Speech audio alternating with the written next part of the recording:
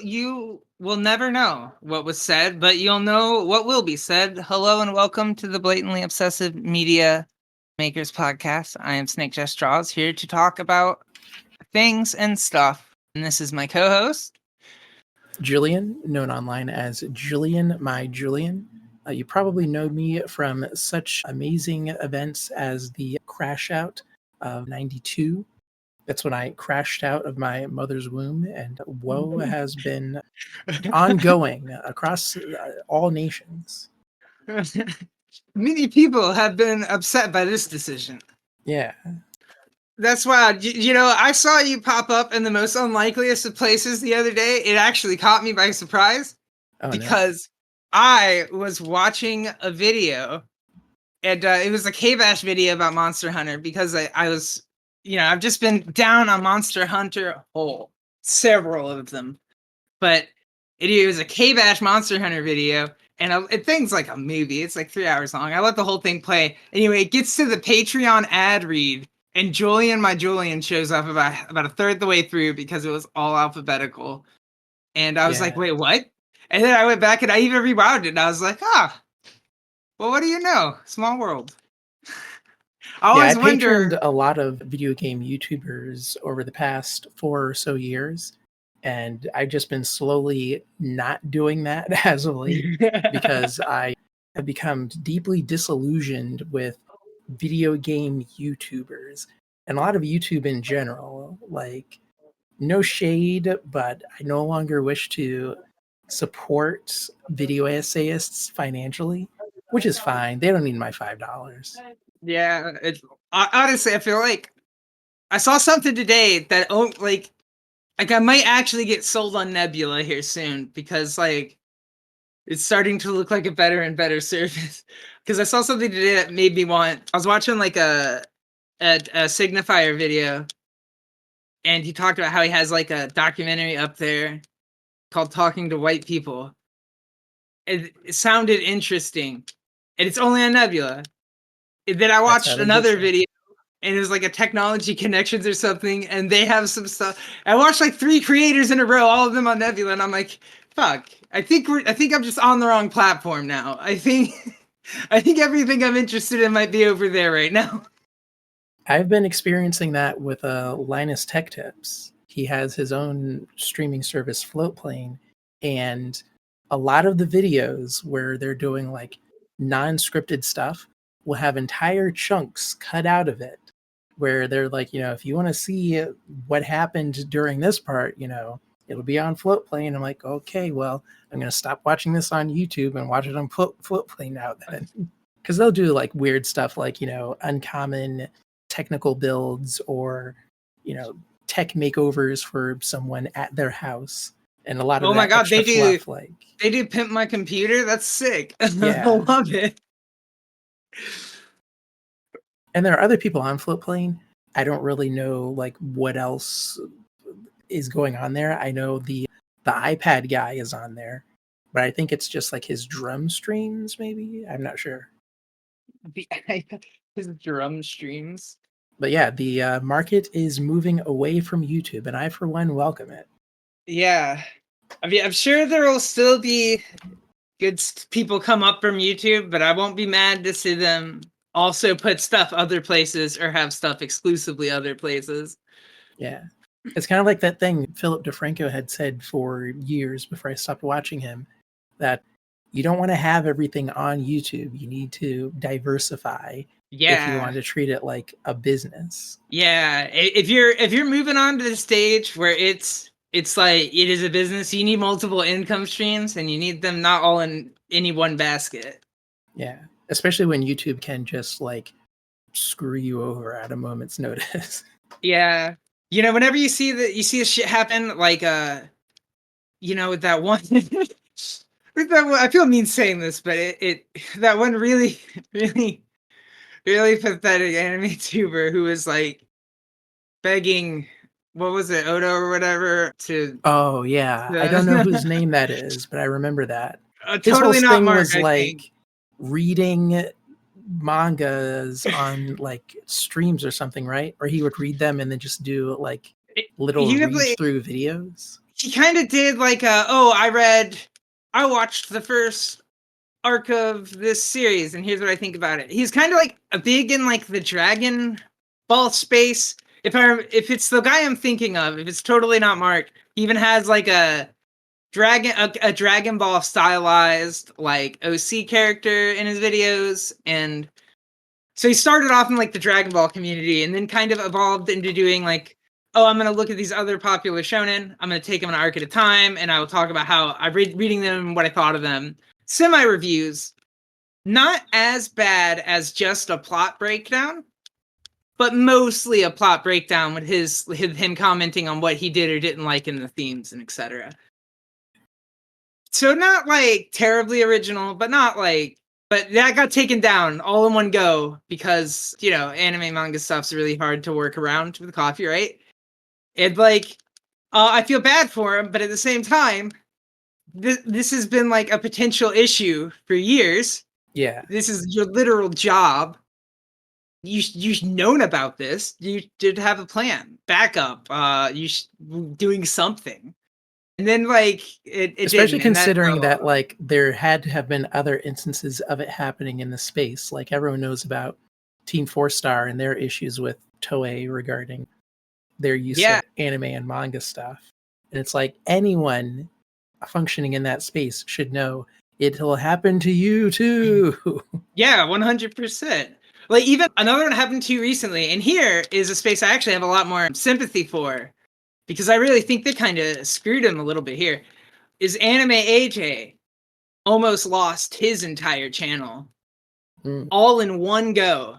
He had been making videos talking about, so what Anime AJ does is really, really good. I don't know if you've seen him, or if the listeners have seen him or not. But what he does is he breaks down the animation and anime scenes. Typically, it's Dragon Ball when there's Dragon Ball content around. But there's a really big episode of the Boruto anime that had a lot of hype around it, and he broke that down too. But he will talk about the actual animators that do sequences. He can spot them out by name. He can tell you. And if he doesn't know who it is definitively, he'll tell you who he thinks it might be based off reasons. See, that's what anime YouTube should be. I've always had that complaint. Like, animation YouTube should just be about the process of animation. Like, if someone says to me that they are an anime fan, they should prove it to me by, like, having a favorite animator or something. Yeah, no, I mean, this guy is the real deal. He's really impressive. They should know their favorite character designer by name. Yeah, and this guy does. And he'll even tell you, it's like, oh, and you know that other anime? Yeah, this person did that sequence. Or this person's responsible for a lot of work in this movie, too. It's very cool. But I guess he had shown some pre-release materials or some production materials in a clip. And he had deliberately held off on showing it until later on in the season because he thought, like, by that point, because usually they don't care about production materials like after the fact, but when it's more recent, and I guess he thought he played a little too close to the sun. But what they did is they sent like 4 takedown strikes at once. But you can also put multiple videos in a takedown bucket.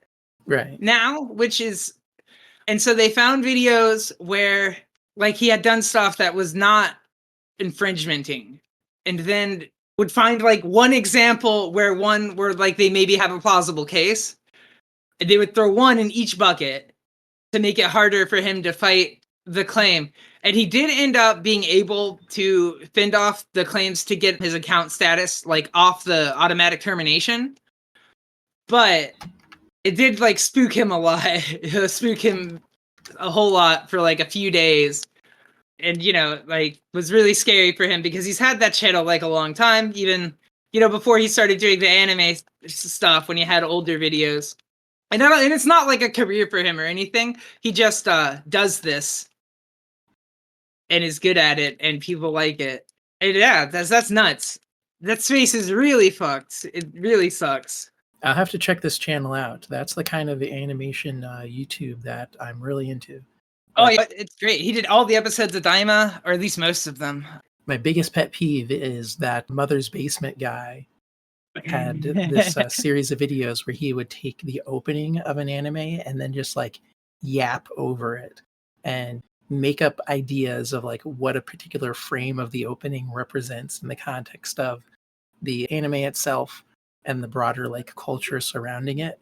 And I'm like, how do I know all this isn't just made up fake bullshit? I hate this guy. I hate this video. The opening is like 1 minute long and he turned it into a 15-minute video for no reason. Yeah, that was a big claim to fame. That's how he got it. Yeah, I don't know. I've only watched a few of those, and it seems kind of neat, but it also does feel really gimmicky. Like I'm sure that every OP has. I don't know. I don't want to detract on artists too much, but because I'm sure they put thought in it. But yeah, it is kind of hard to tell sometimes, especially when things get really gimmicky like that. Yeah. Once they get too far into a series, you can always kind of tell when a creator loses a bit of the spark, like when they start kind of phoning in the concept a little bit. Yeah.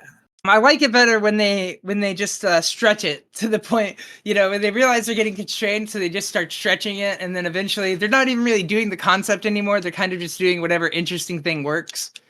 I think that was the big thing with crap. I can't even remember their name anymore. Stephanie Sterling, the Jimquisition show, kind of like became that, where you Oh would my just hear the goodness. same thing over and over again. Oh my goodness, yes. Oh my Christ. Oh, I used to be way more into to the Jimquisition and the whole Stephanie's whole channel, but you think she was right Yeah. about loot boxes and stuff, and good for you. Never thought you were wrong, by the way, but that cannot be the only thing you talk about forever. You have to do something else. I'm not sure what their channel is like now. I've kind of been just not paying attention for the past 3 or so years at this point. But I don't know. I just started like not really being super into what was there. It kind of feels like a college course that you can opt into for free. 1 year of Jimquisition, and you will know everything you need to know about why the game industry is not your friend. Yeah. And after that 1 year, you can stop watching because there's nothing else. Yeah. It's pretty spot on. I did like she had I don't know if she still has this podcast, but for a while she did have a podcast. Yeah, Podquisition that I quite enjoyed. I forget who all they had guests on there. There's another co-host who is also a game reviewer, I think. Yeah. I cannot remember her name, and then there's a guy who was like I think a musician or something. Or maybe played guitar. I used to know these people's names. Me too. The reviewer lady got big recently, was like editor-in-chief for like the British branch of Kotaku. What? And then the other guy is Miracle of Sound. I hate that I know the name of his band and not his actual name. I liked that particular podcast because you would get an interesting mix from those personalities. You would have Stephanie and Laura. That was the other Laura, yes. Laura K. Buzz.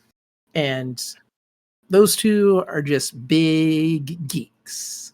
Little freaky geeks. And then you would have the other guy, and he, I guess, was just kind of like the straight man in this comedy trio. He's a guy who'll hang out in an Irish bar. He's like a regular guy. He's like a guy, I think I stopped listening when the podcast briefly went on hiatus. I kept listening to the other stuff that Stephanie was on. Like, she had a side podcast called Movie Boys, where she and someone else would watch shitty movies, and they would summarize the plot and go over any like additional details that they liked. I stopped listening to that when they started talking about movies I had already seen. And I hate when this happens, where I get into a like person and then their over or whatever like starts overlapping with my own like media knowledge, I no longer feel interested. Like, why are you talking about a thing I already know about? Oh, and they keep doing it. Okay, I guess I'm done. Sometimes, see, for I can sometimes I like it because sometimes I do just want to hear someone talk about a thing I like. But sometimes I don't like it because I don't want to know if they have like really terrible opinions about a thing I like. I don't want to Yeah, know if they like it wrong, or even worse, if they dislike it for a factually incorrect reason, or true. a reason that my opinion thinks is factually incorrect. Very That's how I important feel whenever I distinction listen to there. someone talk about Arkham Origins. Like, I don't care what they have to say. I don't care how broken Arkham Origins is. It's still my favorite one, and I will click off if I hear something I don't like. Yeah, relatable. But yeah, the Podquisition did come back. I think Laura is still on there, and then someone else whose name I don't know. The Miracle of Sound guy, I think, left. Yeah, does Stephanie stay on there, or is Position back with just Laura and someone else? I think so. I have not been listening. I guess I could just look it up. Let's see. Podquisition.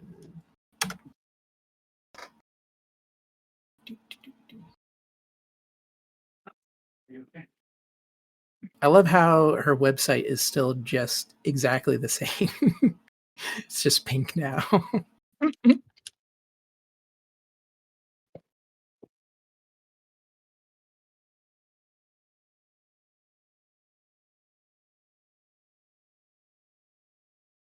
Oh, and it's still hosted on SoundCloud. That's amazing.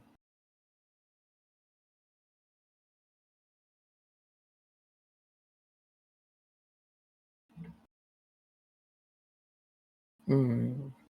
I guess I'll have to listen to one of these episodes at some point because the episode summaries don't have a cast list.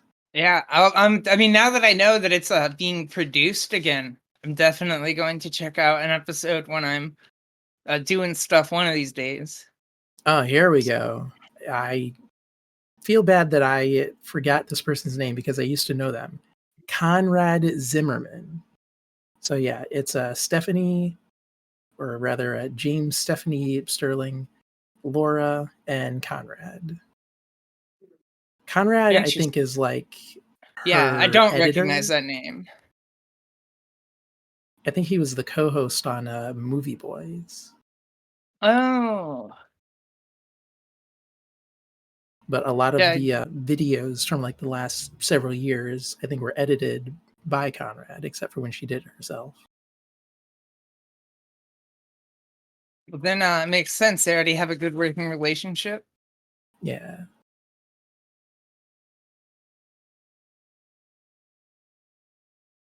Interesting. Have not thought about that podcast in a while.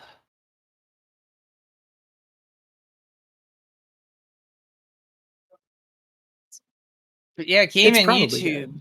it's in a space. It's in a space. I feel like I don't know many good ones anymore. I feel like I only find gaming YouTubers that are good if they're like kind of really niched down, or like I find them randomly and I'll only like one or two videos of theirs and then I never really watch them again because like I don't care about content on most video games. Yeah. You know, I care a lot about content for like the few franchises or games that I really like get into, but not at all for the most part. Like I don't really like I'm not the kind of person who really wants to know about every game coming out next year. Better not knowing because like with the way that marketing works, the implication is just you need to buy this. And usually, no, I do not need to buy this.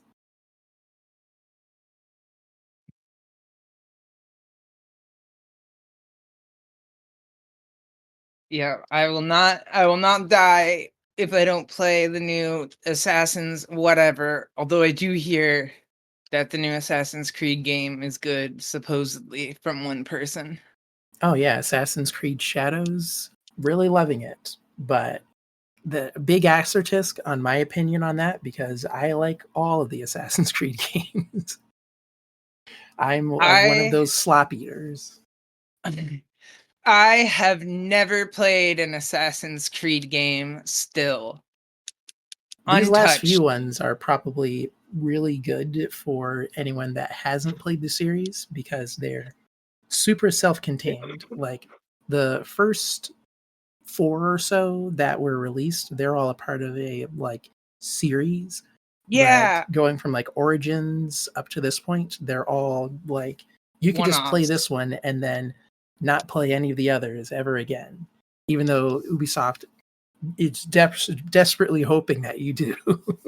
Yeah, they're really it's really just an excuse to make action games in any time period at this Yeah. point. And then loosely tie them to like, I don't know, this plot with popes and ancestral memories and underground super corporation things. I've It's seen very loose at it this get point. played. The like whole computer ancestry thing is very much in the background. It's still there, but it's not the primary focus, which I kind of Yeah, like. I same.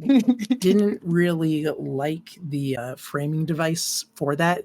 It's cool conceptually, but I hated actually playing through those segments. I always thought, well, why not just do a Assassin's Creed game in the modern setting? Why have this framing device for pushing me back to like the 1800s or whatever? Yeah. It's very yeah, and I remember seeing those games get played because I had friends in college who played them, so I would watch them play. I think it was probably just the third one because the scenes that I remember really vividly was because I was clowning on it a little bit because I thought it was super lame.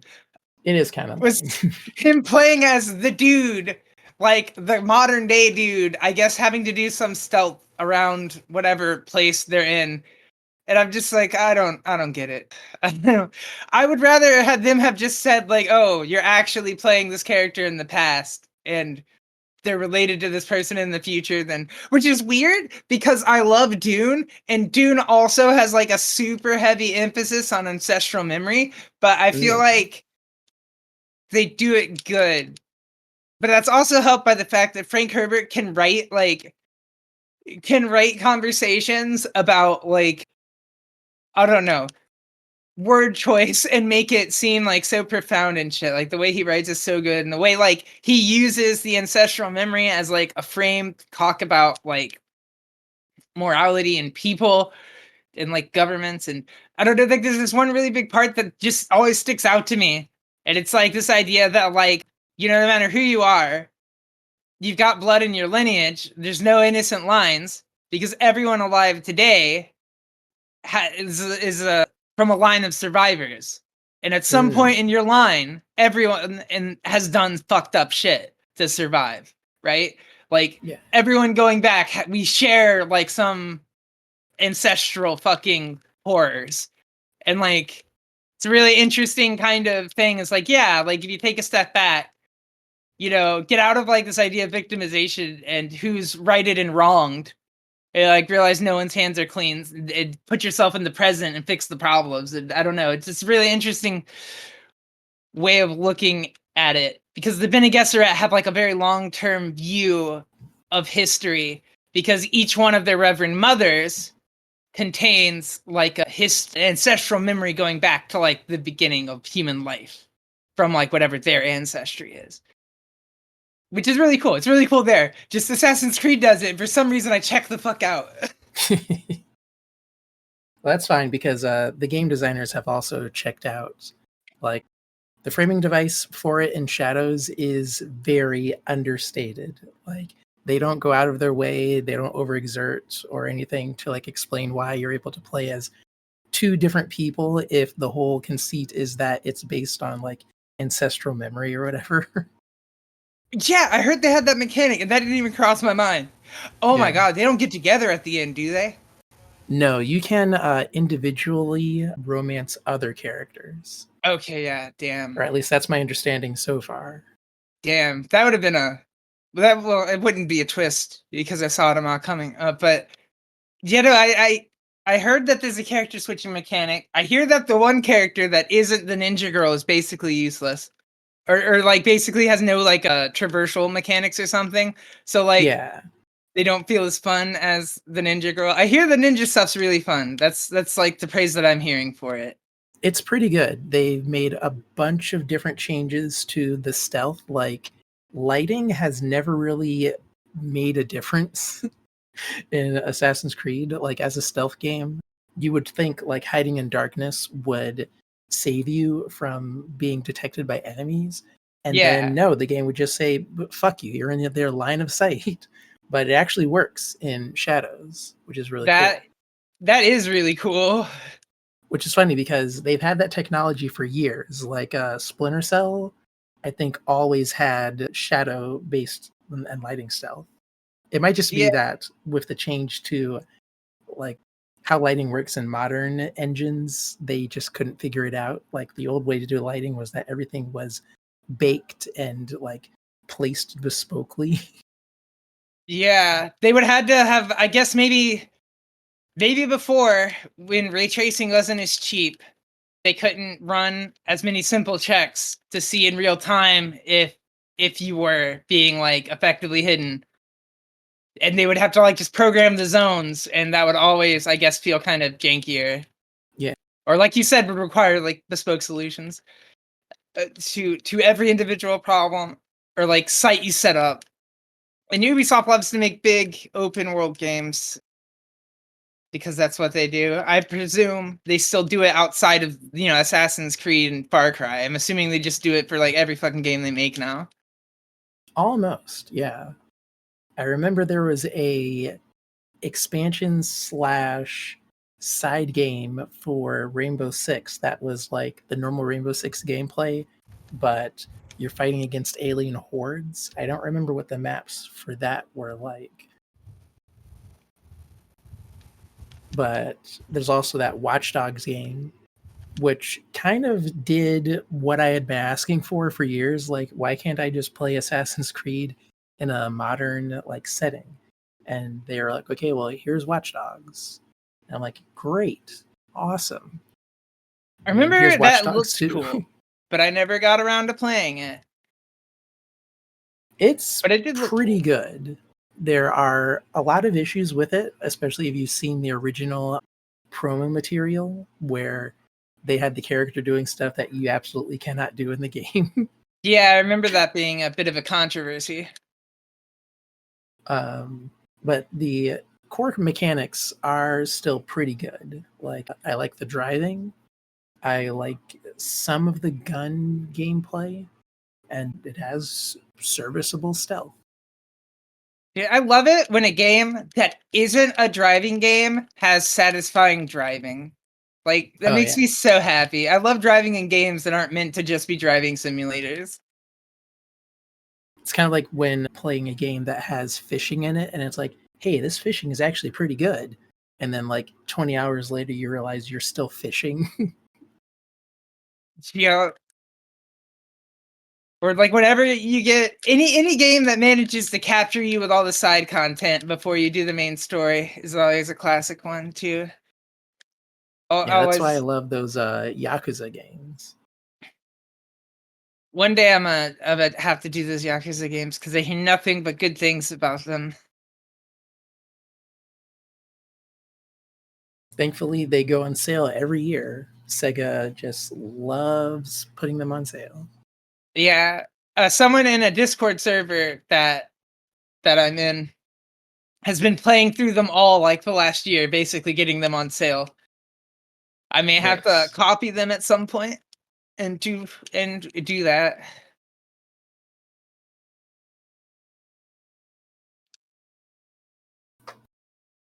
Speaking of, what is new so far in terms of stuff that you've been into? I know you've been playing a lot of Monster Hunter Oh my Wilds. god.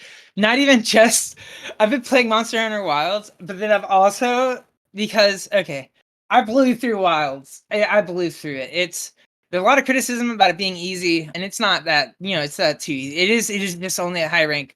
We got the first title update announced. That's coming out this fucking Friday. So soon. So we're gonna get a new monster there, 2 new monsters actually. Because one of the bosses from the main story isn't repeatable, but will be able to be repeated now after the title update.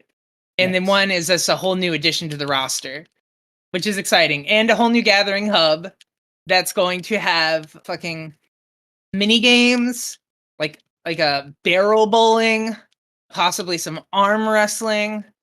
We can change our handler's clothes. They haven't announced layered weapons yet, which is like transmog for weapons. And if they don't do that in a title update, I will be kind of upset. I'll be upset if they make us wait to the expansion, because I really want to be able to change what my weapon looks like. But it is what it is. I'm excited for the patches. I played tons of that. I'm still playing it. My roommates are playing it now. I've been farming with them. I have crafted almost every single armor in the game. I'm missing a small handful of pieces that just have like 1 or 2 annoying pieces to farm that like aren't boss drops. They're just like rare items you can get from your like herb collector or from the traders. Yeah. So I just haven't gotten them all yet. I'm close to having gold crowned every monster, which is just getting one that's like a big size. It's not like a super hard thing to do. I've got like half the roster small crowned, which is the opposite of that. So I'm like really close to platinuming the game. I've done, most of the achievements that aren't just a little RNG. But so then I went back and I started playing. This is Monster Hunter Generations Ultimate. This is so Worlds and Rise are the 5th generation of Monster Hunter games. This is from the 4th generation of Monster Hunter games. It's the last game of that generation. And it's currently the only old Monster Hunter game. So it's like the newest of old Monster Hunter. Yeah. That's available in like an easily accessible way. Because you cannot download the 3DS games anymore. Like easily from the store. You have to get them from cartridge. Or emulate. And you could emulate Monster Hunter Generations Ultimate on a Switch emulator, but I don't really want to do that because, well, one, I don't know if like online would work, and I want to be able to play online at some point. But 2, I want to encourage them to just fucking officially release it on PC port because this game is insane. This game has so much content. This game is like $20. Everyone needs to buy this fucking game. It runs on the Switch. It runs pretty good, although it's locked at like 30 FPS, I think, but you don't really notice it. Although I would, like it to have more. But I've been playing through that. And I'm not going to say that like it's harder per se. You do have to get used to like some janky older mechanics. But this game is absolutely insane. There's so many. They have like they invented in this game something that they kind of brought back in Rise with Switch skills, but I've only kind of like it only existed really in this game, and that's called styles, hunter styles, and hunter arts. The hunter styles are a thing where with every weapon, there's like 6 different ways to play that weapon, and some are kind of universal. Like, each weapon has its own version of this style, like Adept style, which is based around dodging at a perfect time and getting a really strong counterattack. Or like Valor, which is based around like doing a sheath guard. Or like one is aerial style, which replaces your moveset, changes your moveset for your weapon to kind of make it so you launch in the air and do more air combos, which is neat. Some weapons are good with it, some weapons are shit with it. But like the one I'm using right now, I played guild style is like your default. So I took longsword. I went into this game with longsword because I thought that would be fun.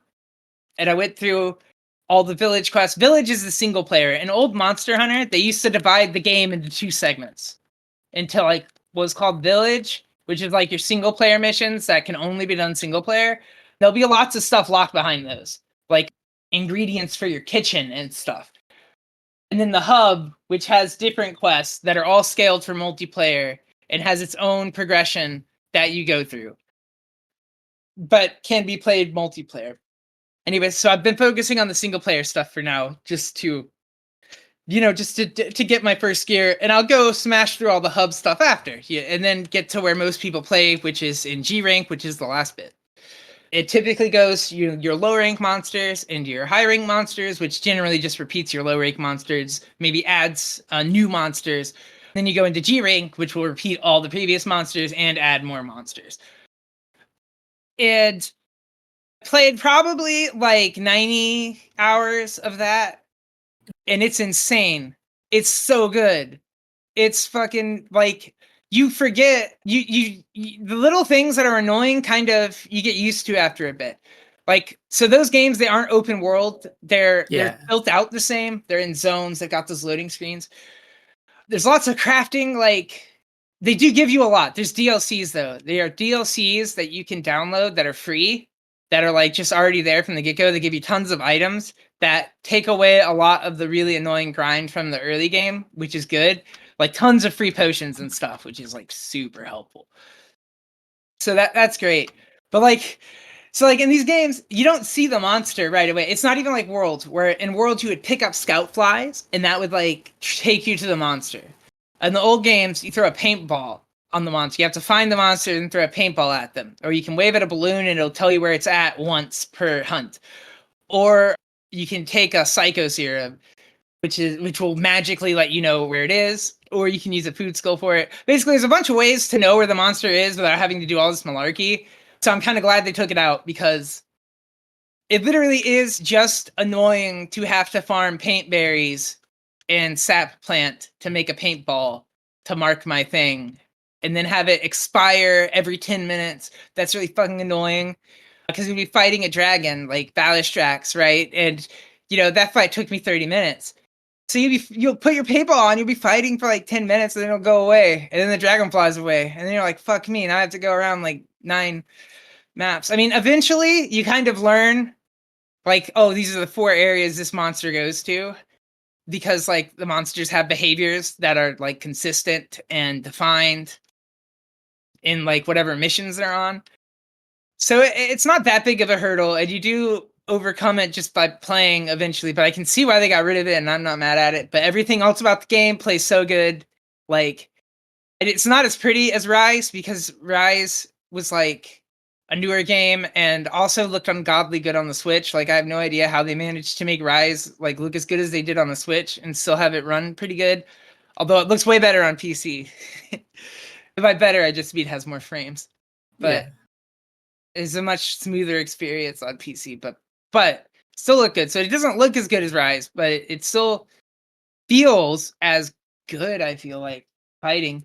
It just blows my mind how consistent this game series can be across titles, because you fight like a Rathalos in each of these games, and it feels like fighting a Rathalos. Even though they're all different flavors of the same game, it literally does feel like you're having the same fight with that monster, but not in a boring way, if that makes any sense. Yeah, it's a iterative game design. Yeah, it's iterative, but it's still so related that like the monster doesn't feel like it's a different character, It doesn't feel like a different Rathalos. So yeah, I have been down that. I've been getting even kind of like into the lore reading. I have an art book. Let's see, this is the World Art Book that they released, the official complete works in English. I've had this a long time. I've been reading through it some, watching YouTube channels, just going in deep on the Monster Hunter stuff. It has actually been a blast. The game leaves so satisfying, like just farming stuff, making stuff. And in Wilds, oh my god, the gear looks so good, and they let you change dye pigments, so like you can make anything match anything else. So you could really have a lot of fun styling in that game, which is why I went and farmed every armor appearance as quick as I could. just to spend time coming up with gear sets that I think look cool. So my long-term goals, I'm crafting every weapon in the game. I've done all charge blades. I'm on my way through all long blades and dual blades. Then I'll probably go, I don't know, hammer. But yeah, there's 14 weapons, so it'll take a bit. That's how I'm extending the game time.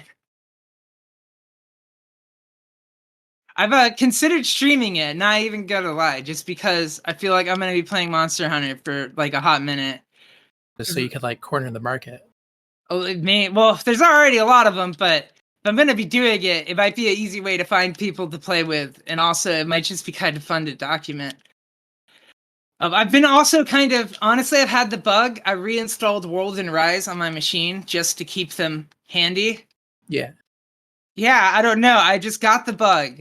I have got the bug. It's a big bad bug, but it's a cheap bug, so I like it. Yeah, I've been jealous of everyone playing Wilds.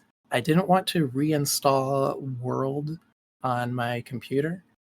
I feel like I've gotten everything I could out of that stone. So I got out my Vita and I went back to Portable Third, which is so old. Yes. I'm extremely jealous of Nintendo people because why Capcom ignored the Vita makes no sense to me. Like, it definitely has more power than the first generation 3DS. So it is really weird that they went mobile for like that whole period and did and did make it exclusive to Nintendo, because that was, well, I guess that was only the 4th generation, but that was a long time, I feel like. Because there's Monster Hunter 4, Monster Hunter 4 Ultimate, and I don't know if Generations had a non-Ultimate version or not. Yeah, I know PSP was the first portable home of Monster Hunter. The first time I saw Monster Hunter, I think, was in high school, although I did not get on the Monster Hunter train back then because I was dumb. Or my friend didn't explain it to me good enough. He should have tried harder. Probably. Like, being able to follow the series chronologically is pretty fun. I remember we played a lot of the Wii version, me and my siblings that got into it. And yeah. Try. Yes. No, I'm like pretty sure I'm gonna be buying a Wii eventually to play that game. I know it has the underwater mechanics in it, but I don't care. It seems like it'll be a wild ride, if nothing else. And I know that's where Lagiacrus comes from. And fun fact, Lagiacrus just got teased in the title update at the very end. Based? Yeah, people are stoked. People are really stoked about Lagiacrus, and I don't blame them. I'm stoked too. And I think that's one of my favorite monsters. Oh, he's good. He's real good. I saw him for the first time in Generations Ultimate just last week. And then, like, just by chance, he's coming to Wild. And I was like, wow, that's amazing timing. But I like it. Yeah, no idea on the time frame for that, though. Well, I guess we kind of know. That was a tease for what may be coming in Title Update 2, so ostensibly the summer. Oh, damn. But yeah, we know that there's like a lot of stuff coming up. There's stuff coming between the title updates too, because they teased a Capcom collaboration. They didn't tell us what it was, but we know it's going to be there. So I hope they add Frank West to the game. Who? I don't know Frank West. Oh no. Oh, I'm a real Dead Capcom Rising. fan. Oh, okay. That would be a fun. Dude, Wild had a fucking Witcher collaboration crossover. That is the wildest fucking shit. And it's so punny too, because the Witcher's a monster hunter. And oh yeah. Yeah. That's pretty smart. Right? But like it's just so funny to me that like they made that happen. Like, what the hell? Because it makes sense that they'll do collabs with their own properties.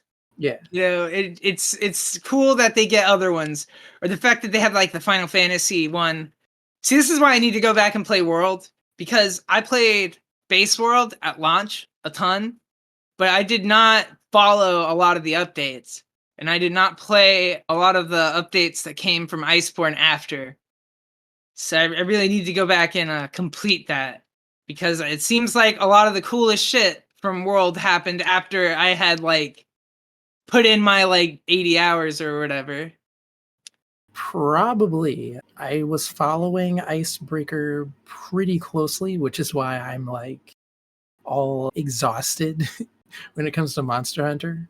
Like, the reason I'm not playing Wilds right now is in part exhaustion, and also I spent all of my launch game money on other game launches, which might have been a mistake because Wilds had been on my list, but I bought Suicide Squad at launch twice. Why did I do that?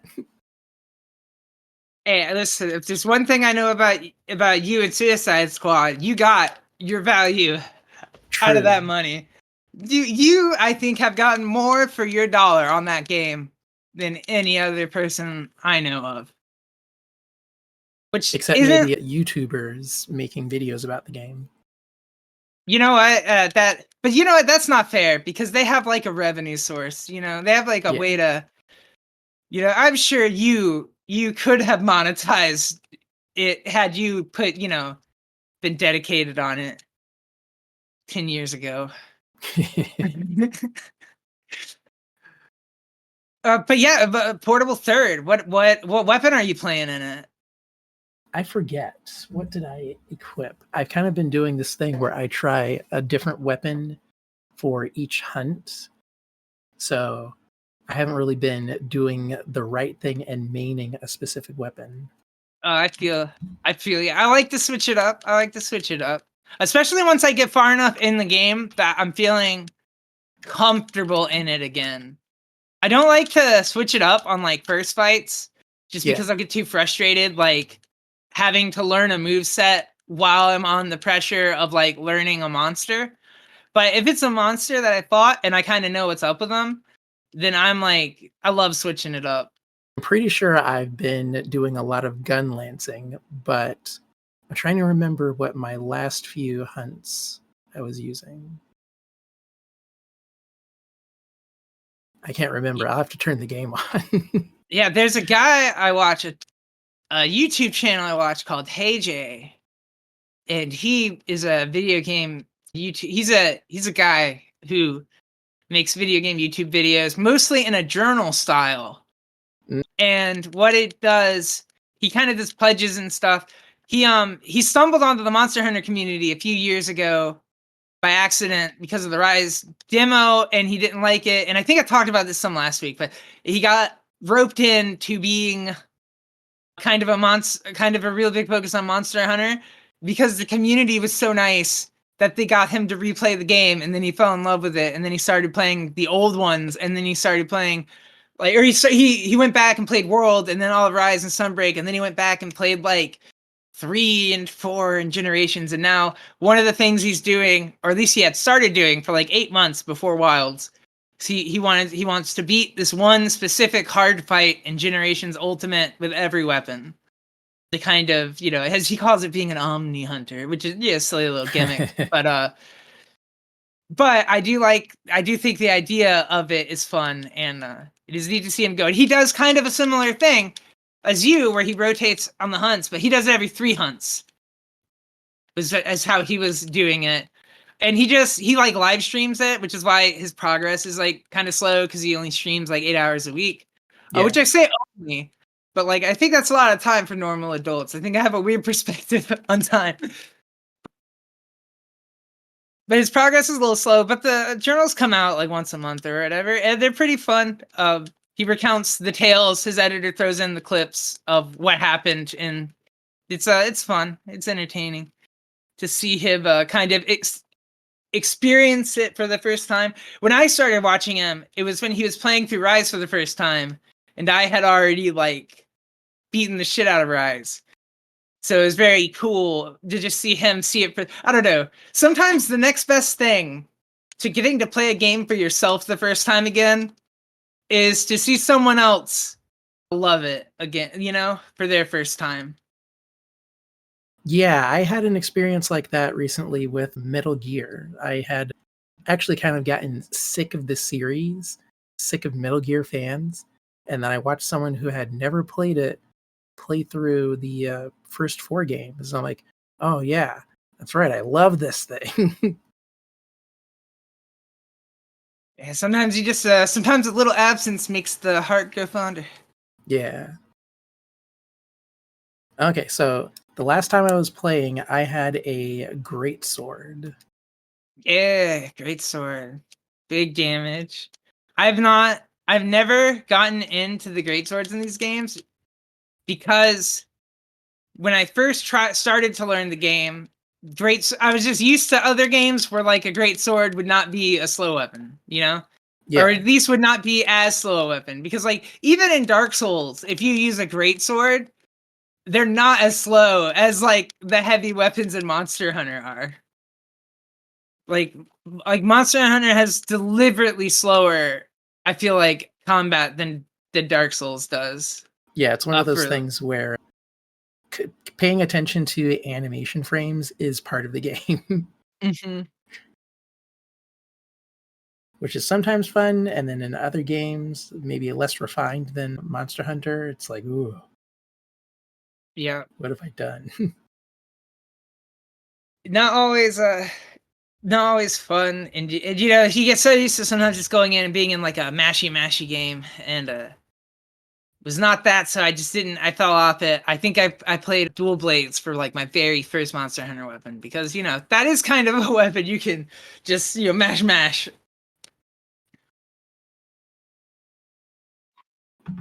which I've been picking up again recently in Wilds and been liking.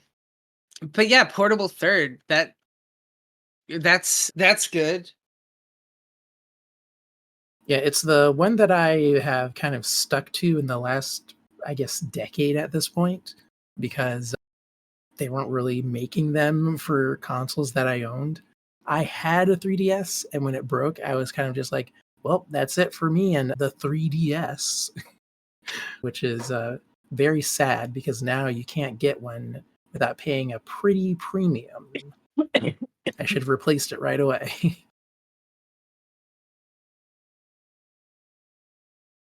I'm sorry. Replace what? The 3DS I had that broke. Oh yeah. Oh yeah. I'm glad that I have my 3DS large. I got it for a pretty good price a couple years ago. Hopefully it doesn't break. It is it's basically like see what do I even have for 3DS at this point? It's basically like a Pokemon machine and a Zelda Ocarina of Time machine for me. I've been emulating a lot of 3DS games, and for the most part, whenever I'm thinking about what I want to play, I'm thinking about RPGs because I remember that the little analog stick wasn't that fun. So I probably wouldn't want to play anything really action oriented.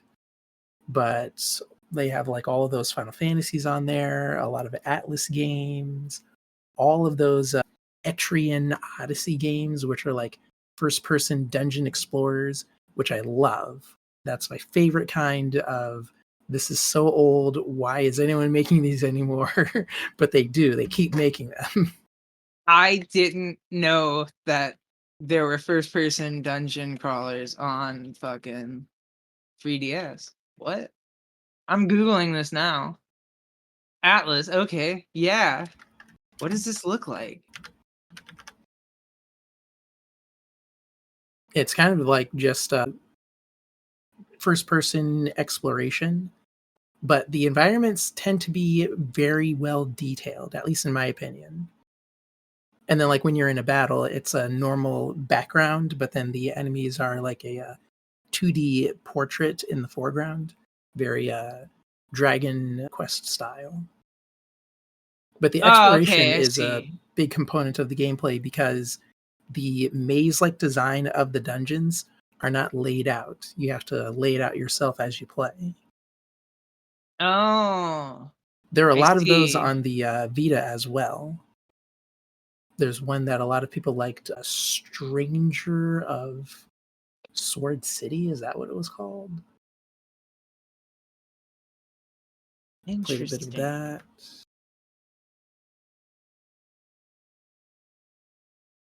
But yeah, good vehicle for writing if you're really into like weird writing.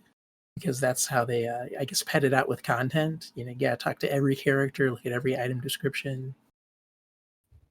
And the artwork is sometimes cool in these games. Oh yeah, they got some pretty interesting designs here. I'm digging whatever that dude on the left is. Yeah, I never knew that I was into this kind of game until I went back and played the first Persona, because that's how it's formatted. Like, you can walk around in a third person view in some environments, but actually playing the game, it's all like first person when you're like exploring the dungeons and stuff. And then when you go backwards, that's how a lot of the Shin Megami Tensei games are.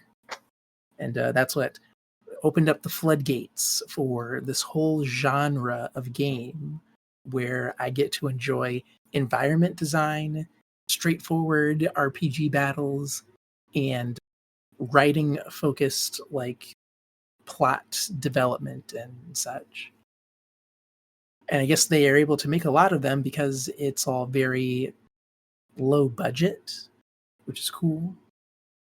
It's like that thing, I want shorter games that look worse and the devs get paid more.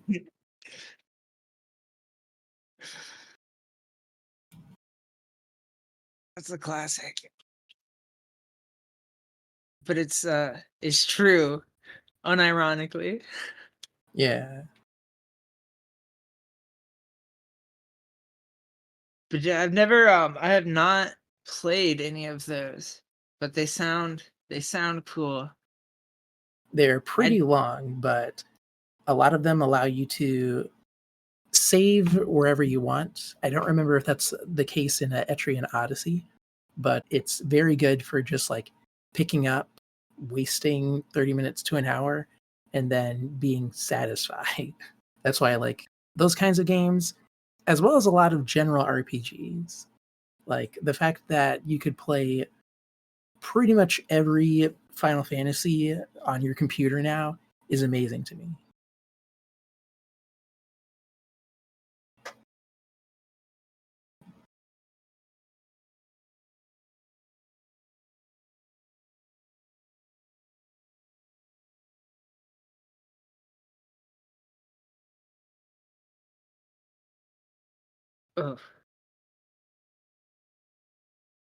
oh yeah, I'm sorry. Could you run that by me again real quick? Oh yeah, I was just Totally.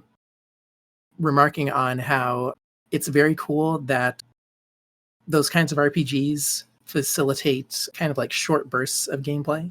So you get a lot out of it for very little. Like, something that I tend to do with games is go at them kind of like I'm watching a TV show. Mhm. So 30 minutes across a 80-hour game is a lot for me. And simple games like this are really good for that. And then the fact that you have a lot of them is one of those value add kind of propositions where you buy like 5 of these and then that's however many hundreds of hours. Yeah. And I was just thinking about how it's very cool that you can play pretty much every Final Fantasy on a computer now. Like, you could just buy all the Final Fantasy games, install them on your computer, and then do that. Yeah. I have a it's almost like a episodic gaming, but without having the studio break it up into episodes for you and sell it to you piecemeal. Yeah, which I'm very glad that that trend is over. I had mentioned before we started recording that I got Battlefield Hardline cheaply on PSN, and I've been playing through that, and it's one of those victims of the episodic gaming trend where it's it's formatted like a playable police procedural drama, but then they also like broke it up into quote unquote episodes. And I'm like, I don't like this, but I guess I'll keep going through it. Episodes. Wild. What does that mean for my progress? That is weird for like a Battlefield game. Yeah, I guess that's why people didn't like it, because it plays like a Battlefield game, except for when they add in the gimmicky cop stuff. But it's not war, which I guess is what people really care about. They don't Yeah, like the domestic crime fighting and stuff. yeah, no. They want to feel really justified at shooting some people. Yeah. This game also kind of like does give you mechanics that disincentivize shooting people. Like, you are supposed to exert some force as a quote unquote police officer to de-escalate Oh god, situations with certain de-escalate. characters. So like you'll flash your badge, and then if you like time it correctly, maybe the guy in front of you won't pull out his gun. What year did this game come out? It was pretty recent, maybe like 2014, 2015. Wow, I that's know it came out wild. on PS3. I cannot imagine wanting like, oh yeah, de-escalating the situation is what gamers enjoy. Yeah. I think This it had a big online component that probably is what they were really selling when it came out, yeah, because the Battlefield multiplayer thing. the story is kind of just like whatever. It's possible that the multiplayer component and the people making the game might have been separate, which I think is the norm with companies like this. Probably they have to, at least they used to pump those out on the regular. Never quite as quick as Call of Duty, but like not much slower. Yeah. Now I've never been one to play kind of like the storyline of those games. I would only play like the multiplayer stuff.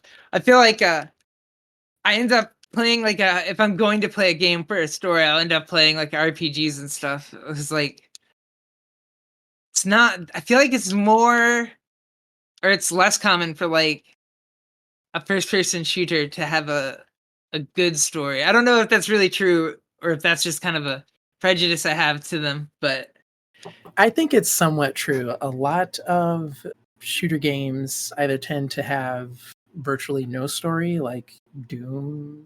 You kind of say yeah, there's a like story there, but yeah, because I didn't mean to say that in a way that I don't like first-person shooters. Like Doom, I love Doom. It's fucking great.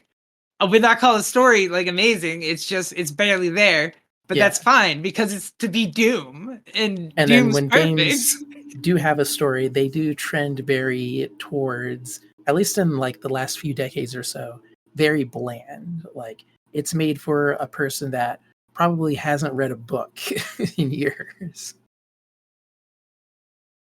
Uh, Like, yeah, the story Possibly. in Hardline is very dull. I'm enjoying it because it kind of feels like a parody of American police procedurals at times. And then there are other times where I can tell, okay, the writer thought they were being clever, but that's not clever. That's Those that's Wolfenstein games were pretty good in terms of story. Not like world changing or anything like that, but good character performances.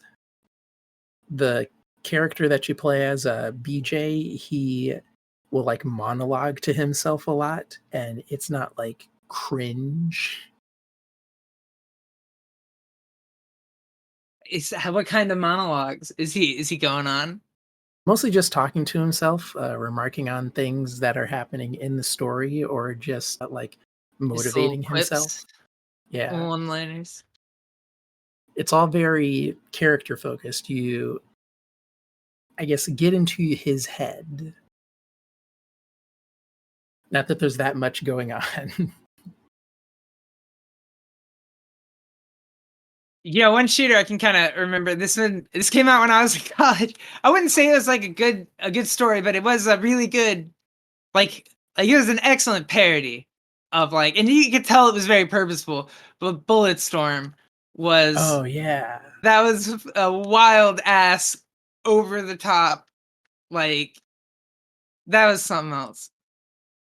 I really enjoyed that. I remember it had a lot of really, like, fun little tiny mechanics that, like, were so fun. Like, you could kick dudes into cactuses and they'd fucking, like, die, like Yeah. oh, It did I that don't whole know. environmental damage thing really well. It also had Yeah. that sling mechanic where you could like Yeah. drag enemies to you or like away from you, and then Yeah. it would slow down time so you could like shoot them in specific directions, and you get points for like how I guess they die. Theatrically. Yeah, you like, the more theatrical the kill, I feel like I don't remember Yeah. if it was strictly that or there are other constraints, but I do remember, like, you got points the more fucked up shit you did, and it was great. I What's remember. funny is they released that game again recently in like the last few years or so, and they added in Duke Nukem. So Wow. as the original main character, you're going through the whole game as Duke Nukem, and they didn't change anything in the story. So everything that's happening, it's like terrible decisions of the main character, but it's Duke Nukem. It seems like the perfect use of that IP. Yeah. That I can't think of a. I mean, even like at the time, playing it, you're thinking, man, this is what Duke Nukem could have been. The Duke Nukem 3D being the inevitable disaster that well, not even disaster, disappointment would be more like the word that it was. Oh yeah, It's Duke kind of Nukem like, Forever was super not good. yeah. But like it could never have been good because it was in production for like, and it was in production hell for like an insane amount of time. Didn't Yeah. And it went from like multiple studios. I don't know. It has a real. I watched a thing on it. I don't quite remember it all, but it had a very storied past production history. So like I don't know how anyone, like, I feel like everyone knew this was going to be a disaster. But yet no one stopped it. That actually reminds But me of something. I played Duke Nukem Forever through a game streaming service, one of the really early ones. And I can't remember the name of it, but I paid like probably $10 for 3 hours. And when my 3 hours were up, I would put in another $10 to keep playing Duke Nukem Forever. yeah, that's like, oh, that's like an arcade, but so much worse. Yeah. And the stream was like, I think below 480p, Oh man, how which did they get away with charging that much? when I finally played the proper version of the game, not through streaming, I kind of feel like I prefer the like bit crushed streaming version because the graphics in Forever like aren't that great. Like, yeah, it took them forever to make the game, but some art direction probably could have saved it. Yeah, it's more like it took them to forever to make like 3 games that they never finished, and then finally something that went out the door. Yeah. Like, I don't know. It's I just my biggest memory with that is pretty sure college when that released, or I think it was around when I was still in college when it was released, because I kind of remember my roommates ragging on it.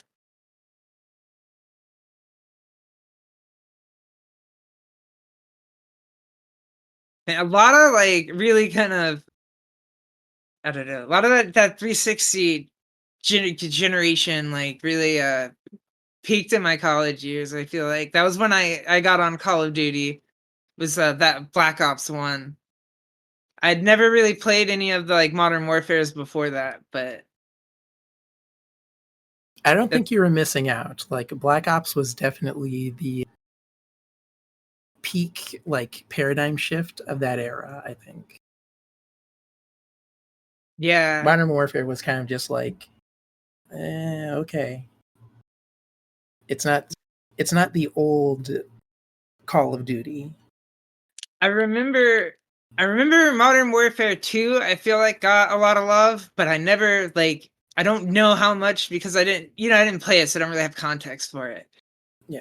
But I remember people I at least knew that one existed, and I heard people my age talk about it, you know? So I It can give got it that much probably credit. the biggest like marketing push of that generation. Like console bundles were sold exclusively on the premise that it would include a copy of Modern Warfare 2. um, Military recruiters were giving away copies of Modern Warfare 2. Oh, I fucking bet. Christ. They must they must have been eating good those years as Oh far yeah. as like recruitment. Not today. I love that Simpsons classic. The episode with the subliminal advertisement to join the Navy or whatever. There's a scene where Lisa goes and talks to them and they're talking about, you know, we use lots of methods to advertise, you know, we don't just use subliminal, we do subliminal, liminal, and superliminal. And the subliminal is the ad, the liminal is just, you know, asking, and superliminal is just yelling at him from outside the window, and he yells at Lenny and Carl, and they're just like, okay, sure, why not? I love Lenny and Carl. I think they're my favorite Simpsons characters. They're just there.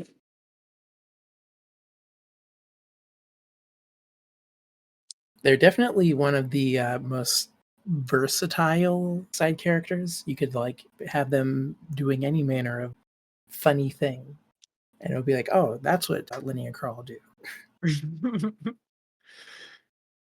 I love the Grimes episode when they just can't see any they just it's like they can't see Homer. Oh man. What a show. Back in the day. So I know I watched The Smile 2 recently. Oh, there's a two? There is a 2, a Smile 2. And then I have not watched the first one, but I'm going to watch the first one. But I basically have watched enough about the film that I have more or less consumed it secondhand at this point. From video essayists. Yeah, yeah, more, yeah, from that and from reading summaries, like comparisons of the two. Because I saw the second one and I was like, oh shit, that was lit. What's going on with the first one? We got to find out. And then I find out it's essentially the same movie, but like just uh at least the same kind of structure, but from a different type of perspective. You know, like I'm guessing you've seen the first one and not the second one. Yeah. Yeah, so the first one, she's a psychiatrist. The second one, the character is a pop star that's on a comeback from having like a big crash out, an accident where like she got fucked up and her boyfriend died, and it's like her comeback. And it's like 6 days after the first movie. So it's like connected kind of really brilliantly. But but yeah. What did you like the first one? Were you about it, or how did you feel about it? I kind of thought it was just okay. I had seen the short film. I think it was I Haven't Slept, and I thought that was okay, pretty interesting. And so when I read that Smile was a longer version of that short film, I was like, oh, okay. And I don't know, I thought it was okay. I don't want to say it's bad because, like, it's weird to grade a movie like that. It's trying new things that are interesting, but a lot of the formatting is old stuff I've seen before. Yeah, interesting. Interesting. Yeah, no, I think it is kind of cool how it went from that short film to the movie. You know that they kept that. I learned that they kept that actress from the short film into the movie, so it almost functions as like a sequel almost, Yeah, or the as short film is opposed a to, prequel. Yeah, exactly. Like as opposed to being like just an adaptation of it or that short film, it's almost like it's just like connected into it. And it is interesting. So how did you feel about the movie kind of like straight up lying to you, I guess. I really thought that was cool. I thought it was neat. I don't know. I know in the second one the clues are there. Like they're there if you look for them. Yeah. But I have not seen the first one, so I don't know if that's the case in there. But I like it as a I like it as a style to convey that messaging, Like I think that was cool. But I it did think straight up it's lie. interesting as an angle. Like films, I think don't have to completely make sense. Like Oh yeah, for sure. certain elements are allowed to be crazy, especially in stuff like this. You don't want everything to be easily explainable. Like there's a movie I saw last year called Lesson of the Evil, and it's about a teacher who is also a homicidal murderer. And his backstory is that he went abroad to America to get a business degree. And there, one of his classmates basically gave him a taste for homicide, like just killing people. And Everyone does. Like, he basically like rebuilt his entire personality off of his classmate, who's just this like really yuppie white guy who is a big fan of the song Jack the Knife. And the main character, as he's like navigating being a teacher and being generally good at his job, aside from the fact that he kills people, as his mental faculties start to break down, he's hallucinating his classmate. And there's no reason for it. They just put it in because it facilitated the cool visual of how his his mental image of his classmate is basically taking over his mind. And it's also altering his vision in ways where, like, when he's holding a weapon, he is seeing like the eye of his classmate in his hand, almost like he's guiding him. And it's that kind of like weird, unexplainable creativity that can elevate a film. And stuff like a movie just not telling you why something happens, yeah, perfectly acceptable when it's like in service of cool thing happening. yeah, big agree. I I don't know. I just love how it. I don't know when they use it the right way, it can really just put you in a space, because like in the second movie,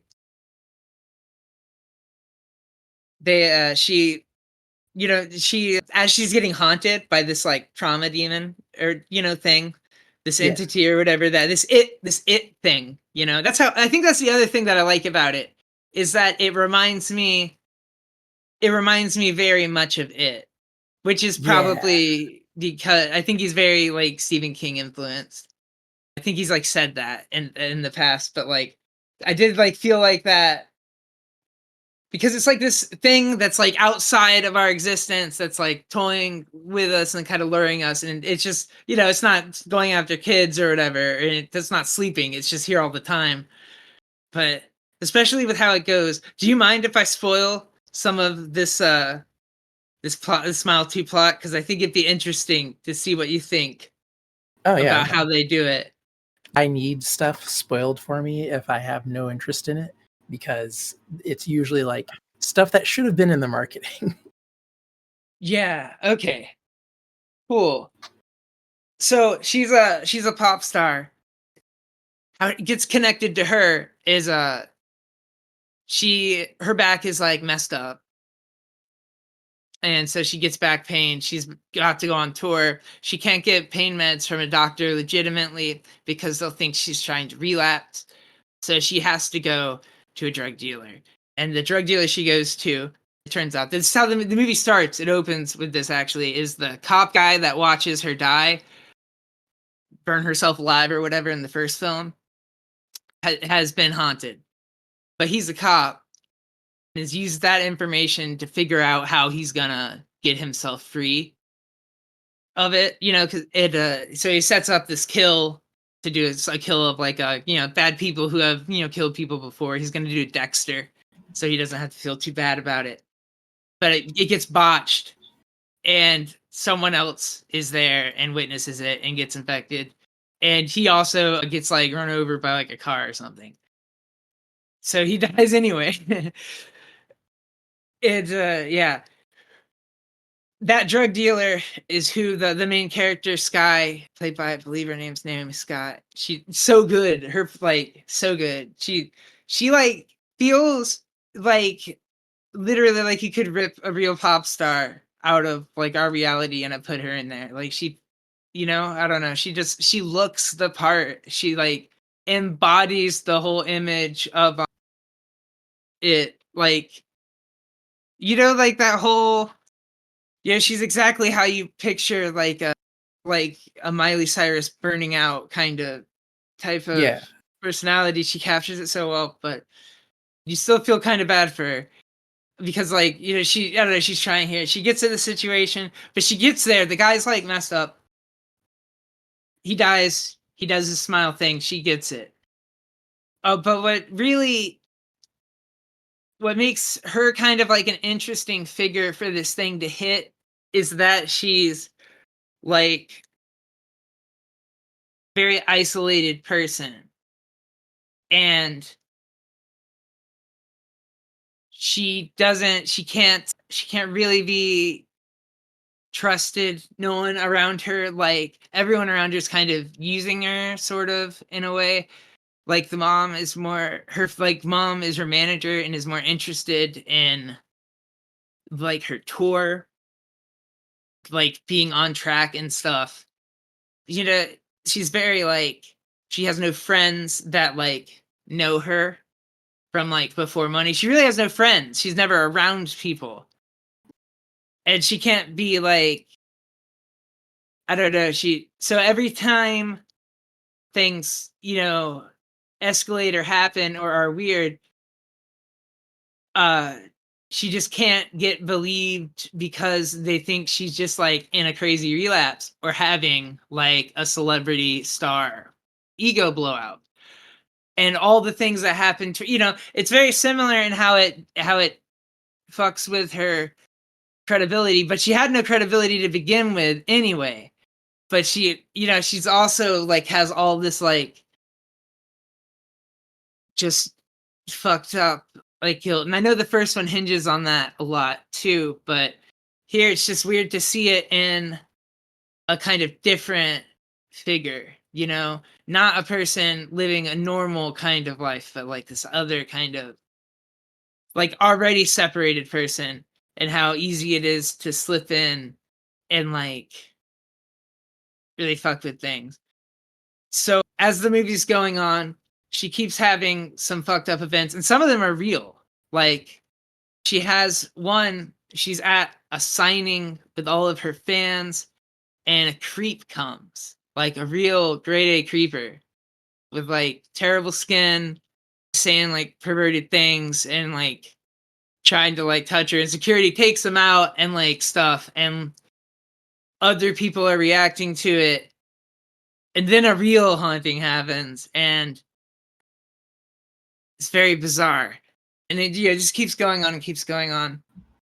So when something haunted happens to her, people assume that's just her like freaking out because of something that might have happened previously, and her brain is maybe like extrapolating further as their perception, but she's actually like seeing something freaky. Yeah, kind of like, or she'll say someone did a thing, and it will have been like she'll have torn up her room, but celebrities always trash rooms or they have tantrums, and they just think she's having like a tantrum and trying to blame it on someone, because like that's what celebrities do. And really, she probably did actually destroy the room because the thing was like totally up in her head and like making her do things without her realizing it. Um, I mean, the thing has her like at one point kill her own mother, and which is like insane.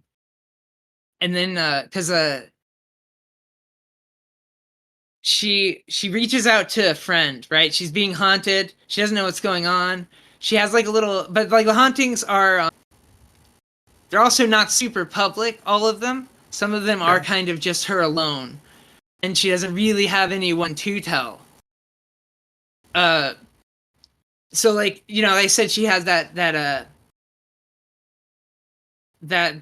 so the first haunting was just like a freaky girl kind of smiling, and it's very bizarre, and that scares her. The second one, she's alone at her place, and she's gonna reach out to her old friend from before that she used to talk to, but blew up with, and was like the only person she knew before being famous.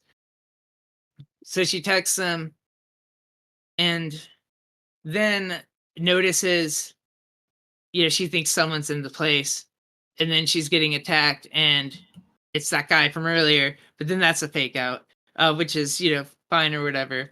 But she's freaked out, so the friend comes, and, senses how freaked out she is, and comes and like stays with her and stuff.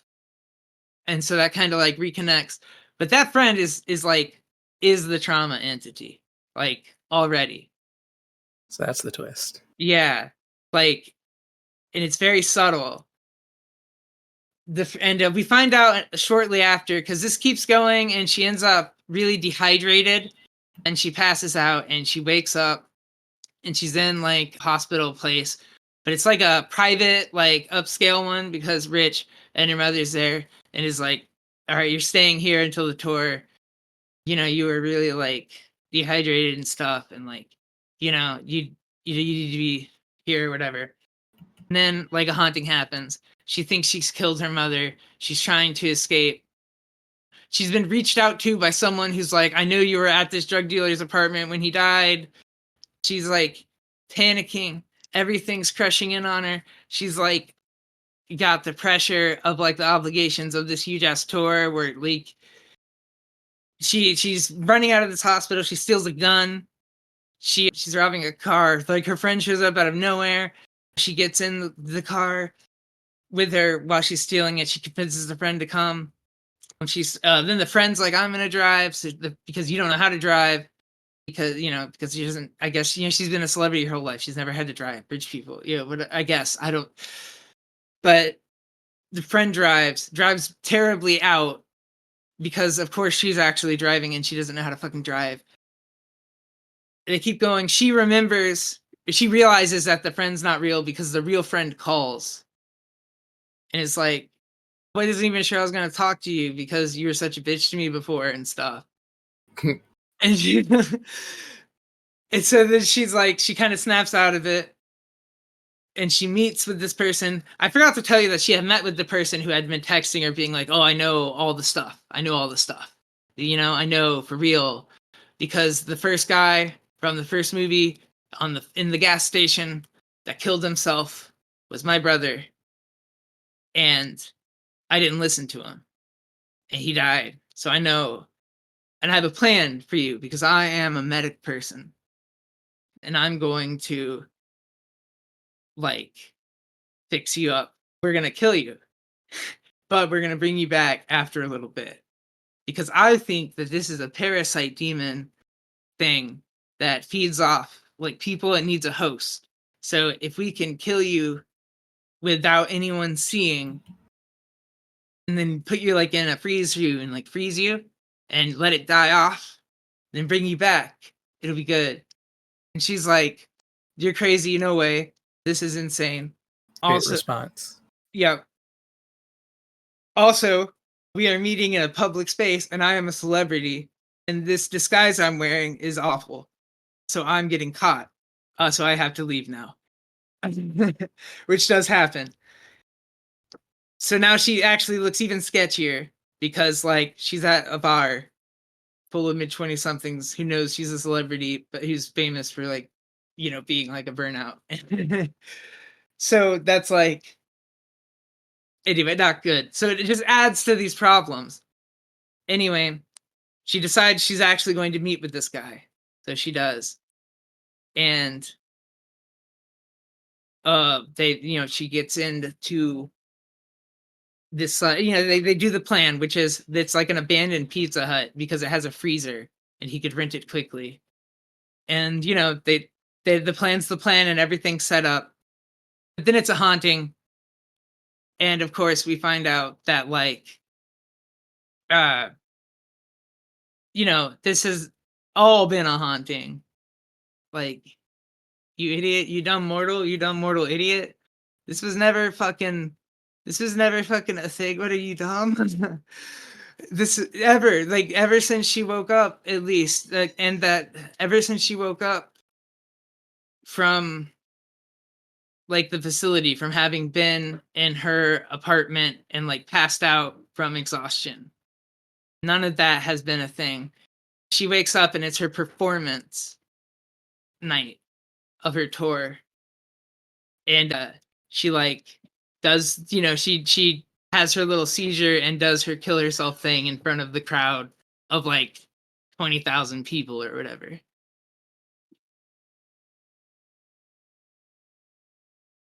So depending on how they play the rules of this universe, if they like amp it up, like I don't know if you go anywhere from there.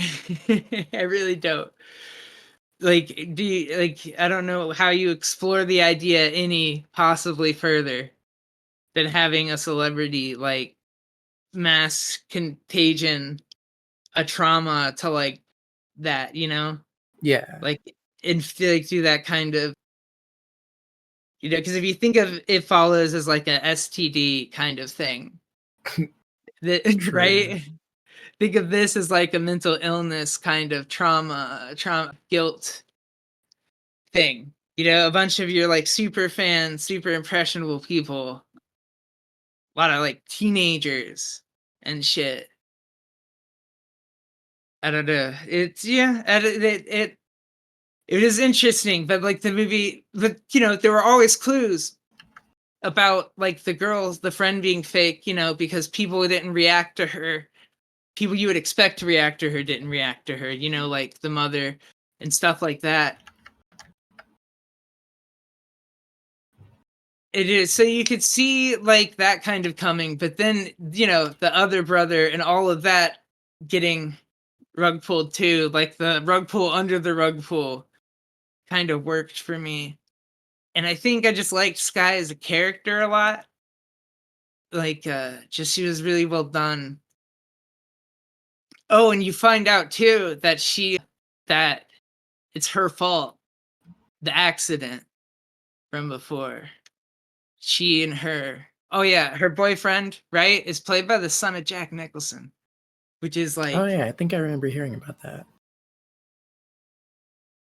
You can tell he has the creepy smile thing down pat, or like, oh yeah, because she has a vision of him at this one point. She's like on a stage at some like a kind of charity thing where she accidentally knocks like an old lady off the stage because she sees him and he does like the sickest like creepy smile, because all the haunting people, when she sees them, they're smiling. Like that's the whole gimmick with that.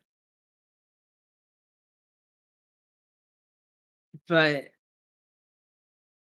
she's responsible. They're both doing drugs. Like he's driving the car. They're both doing a lot of drugs and they're having an argument, and uh over like who even knows, it's like a drug argument, and then he's just calling her a psycho bitch and she pulls the car off the road, like just yanks the steering wheel. So it's like her fault that he died, and she's like she's got like a fucked up back and shit. So she shares guilt in the same way as the character from the first movie, but it's expressed really differently. And also, it's not even entirely clear how much she knows of that memory or how much of it is just being shown to us. It's left kind of vague because you see it in a flashback or a dream. So, it could be a thing she's remembering. It could just be a thing the audience is seeing. It's not explicit in it. It's I don't know. It's interesting. I don't know. It worked for me. I felt like that did, but I think I'm glad I saw that one first as opposed to the first one based off what I've seen. Just because I think I enjoy the kind of uh pushing that the whole pushing the idea further to its conclusion, like exposing a lot of people at once, like that kind of end of it. I kind of like that, and seeing as how similar they seem, I'm kind of glad it happened. Yeah, I saw the one where it happened at first. I don't know. Yeah. Feel like I might not have. Yeah, so I don't know, that's kind of how. I'm sure I missed some stuff in there and the explanation of it, but it was pretty. It was pretty interesting. I can't quite remember how long it was. It took its time though. It like took its time to read and stuff. It wasn't rushing it. I never felt like the jump scares were like too cheap. Although they do throw them in there. They don't really, some people get really bothered by them. I don't tend to. Yeah, it's not a big thing for me, but that's probably because I'm not watching jump scare movies constantly. Yeah, me neither. So if some happen every now and then, it's not the hugest thing. I also have a very low tolerance for slop, which is probably the bad word to use. But if I see something that looks like it will be dull, I just don't watch it. No, no, slop is Like if I see slop is something the word. and I leave like, oh, that was so lame, it's like, oh, what did I expect? Like Blumhouse movies. It's like, oh, well, it's a Blumhouse movie. Well, what did you expect? Oh, I heard the way you said that scratched my brain and reminded me. Have you heard of The Studio? It's like a Seth Rogen show.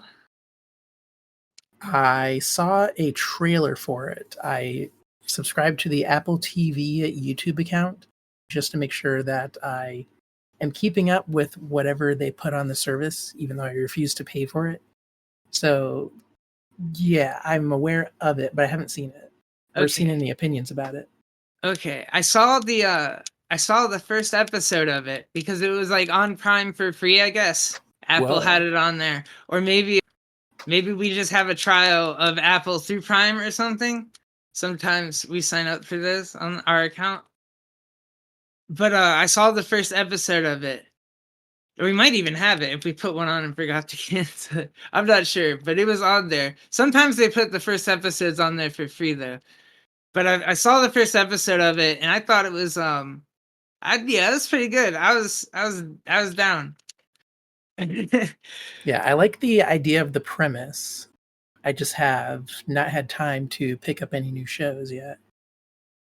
Yeah, what are you aware of as far as the premise? But because I didn't see any trailers or anything for this beforehand, I had no idea this was a thing until we just saw it and just well, I just said fuck it because we watch something usually So and we had nothing.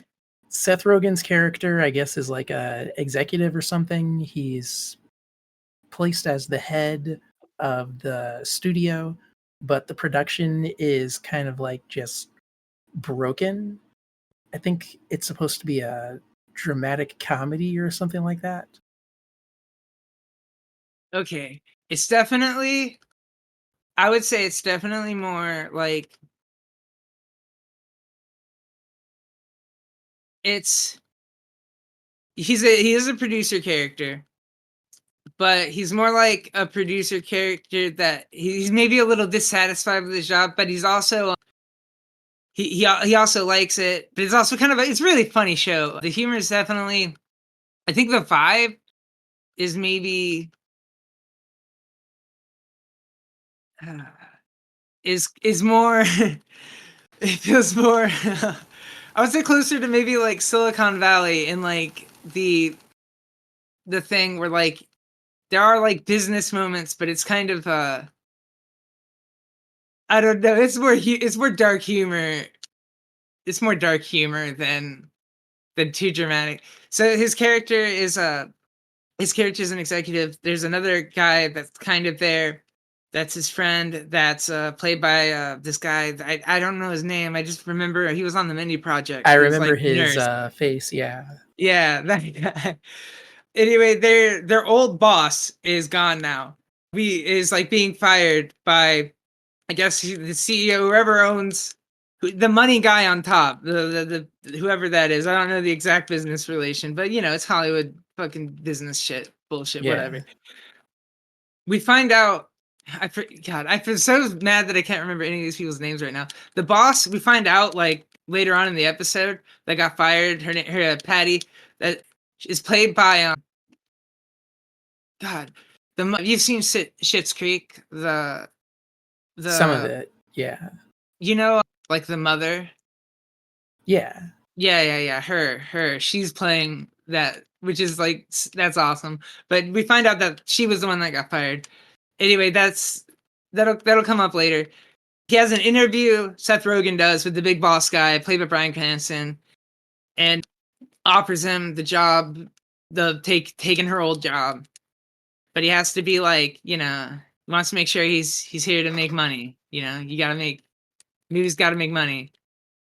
It's he agrees because to get the job, and they find out that they have to make the Kool-Aid movie. They have got the rights to the Kool-Aid movie. Barbie made $1 billion. They've got to turn Kool-Aid into a $1 billion franchise. That is the job that he is here to do. And that is the beginning. That is like the first like 10 minutes. Like first 5 minutes, maybe, even if I'm like misremembering my time. So his so he meets with a guy to do like the standard studio script. And is like, maybe whatever, fuck it. Sure, we'll keep you in mind. But they have to get on this, right? They have to get on this. Yeah. Then he happens to meet with Martin Scorsese. And he has an idea for Jonestown, the movie.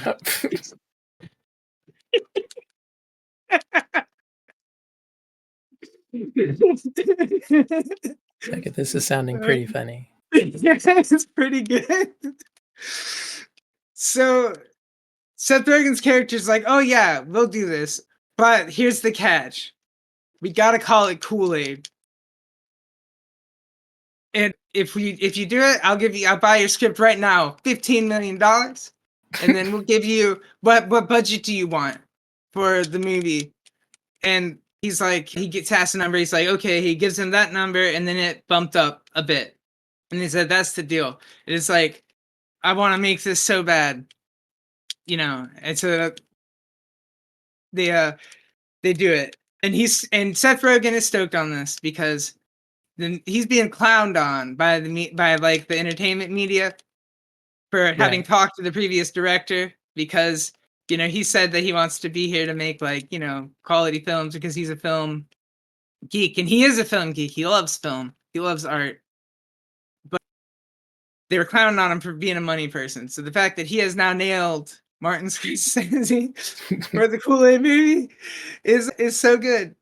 And anyway, this is a terrible idea actually because the boss is going to kill him. But Seth Rogen's like, I'm gonna stick to my guns. The marketing people, the Agatha witch lady is playing this lady. The marketing people and the other people he's working with basically tell him, the boss is gonna hate him because like this idea is terrible. This is gonna bomb. they want Steve Buscemi to be the leader of the cult. Like, no one knows. Like, we can't market him. We can't sell this. We had the guys make a dancing Kool-Aid jar to bail you out. And he's like, no, I'm going to stick to my guns. And so they go into the meeting with the boss, and he folds immediately. Like, the instant it comes time to say anything, he pulls out the laptop and shows it to him and sells them the pitch of the guy that they basically told to fuck off, as if they owned it, which they don't. Oh, damn. And he keeps going, and then it all seems like it's good, and then the boss is like, cool. Then what the fuck is this I hear about you buying the script from Martin Scorsese and then about Jonestown? If you're going to make a good fucking this money maker, like, you fucking, what the fuck are you doing? So he's like, yeah, he tells him that he did it to kill the movie, to stop it from being released so it wouldn't tarnish Kool-Aid's image. Mm. And now that they bought the script, they own it, so they can destroy it, so the movie can't come out and stop their thing. And the boss, of course, loves this, and is thrilled at this, ecstatic even. And Seth Rogen's soul has been thoroughly crushed. Yeah. Which is hilarious. Anyway, now he has to resolve the fact that this director, he needs this other director to do the movie, and he has essentially told him to fuck off. But he can't do that because this writer is loyal to the person whose job he has taken by being here. So, and she has not been returning anyone's phone calls because she's mad at everyone for still working at that place while that guy has fired her. So he has to go make up with her, which he essentially does by offering her like a producer deal. Basically giving her money. And then because she has so much pull with the writer director guy, will get him to come back and do it. And this is just the start. Oh, wait. He has to tell him about that they're canceling the movie and killing his script. And he cries. Martin Scorsese cries. And then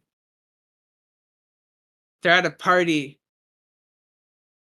They're at a party with Charlize Theron. I don't know how to say her fucking name, but Charlize Theron. Yeah, Charlize Theron. They're at like a party at her house when it happens because he fronts him. It says Steve Buscemi, and he comes up and he's just like talking small talk with them, like, because he hasn't heard the news yet. And it's so awkward. It's so terrible. It's so fucking great.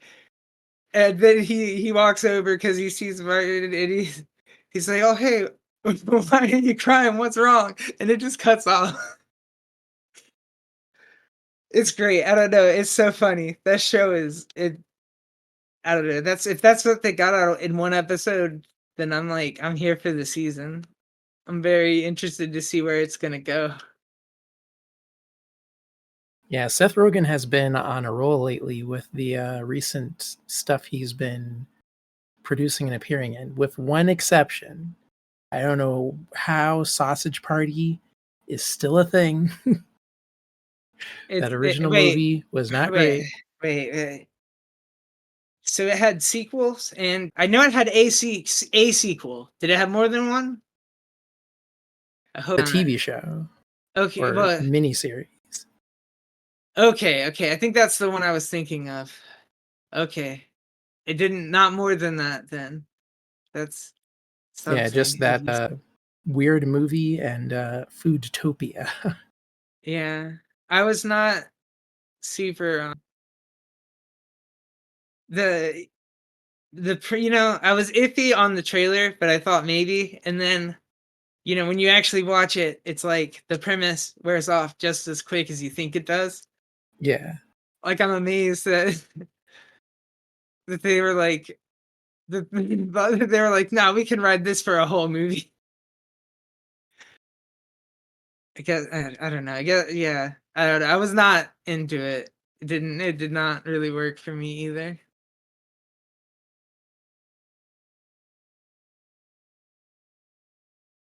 But maybe it's just something that he personally thinks is very funny. Or he just did it for the money. You never know.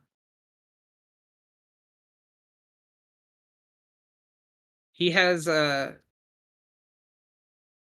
thoroughly distanced himself from James Franco, it seems. Probably for the best. I have no idea what James Franco is up to, and I like it that way. Whatever happened to James Franco? Can that happen to Elon Musk now too? Yeah. I think The part of the last problem is that Elon Musk didn't have any friends, so there's no one to separate from Elon. oof. True.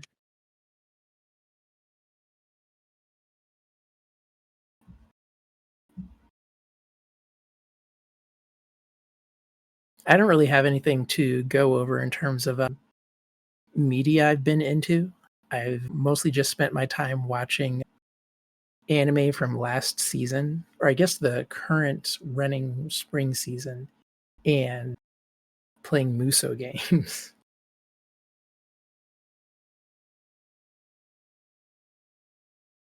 Oh, and American Dad. I got up to season 19. Surprisingly solid show. 19 seasons in. Very excited for season 20 when I eventually get around to it. What episodes? I just want to kind of gauge because I don't remember the later seasons as well as the early seasons. As far as like which episodes, like what's one that you've seen recently? Season 18, there's an episode where Stan gets into American Doll style dolls because there's a Russian guy that they want to honeypot, and I guess the guy is into dolls, but Stan gets attached to the doll they're using for the honeypot, and so he has to go out of his way to like get the doll back, but then eventually he concedes to just giving it to a little girl who needs it more than he does.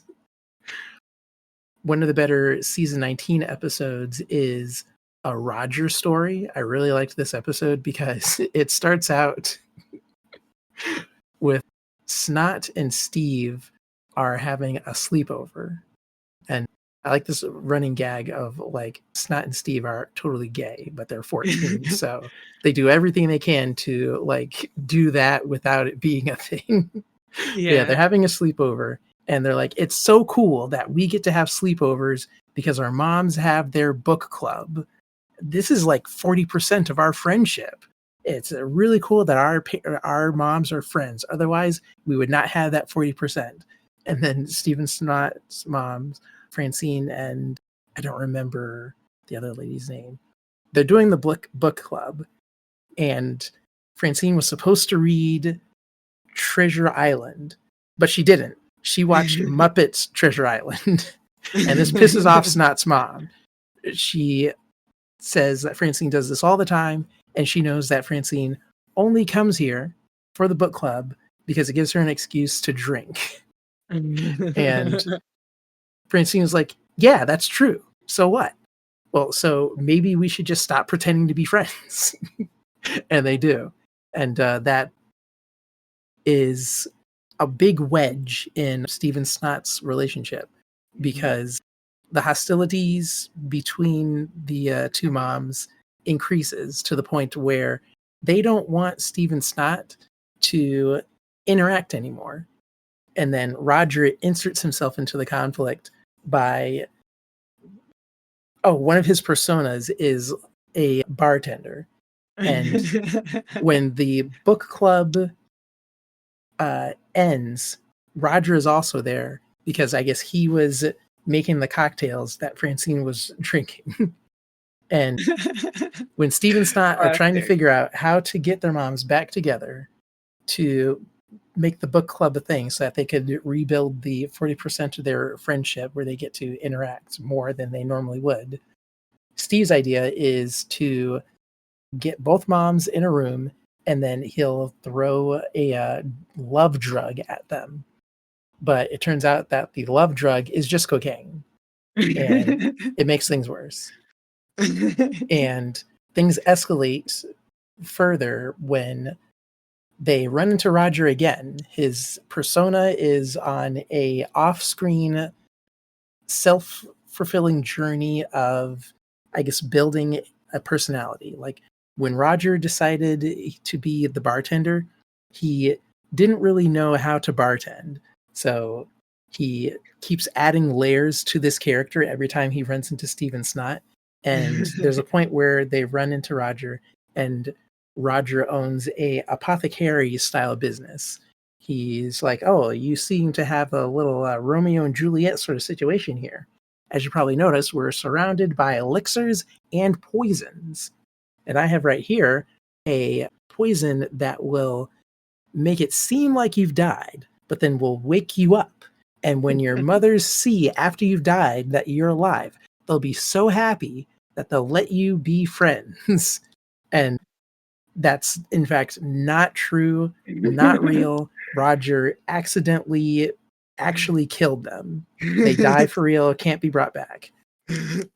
And so Roger takes Francine and the other mom to hell to get Steven Snott back from the dead.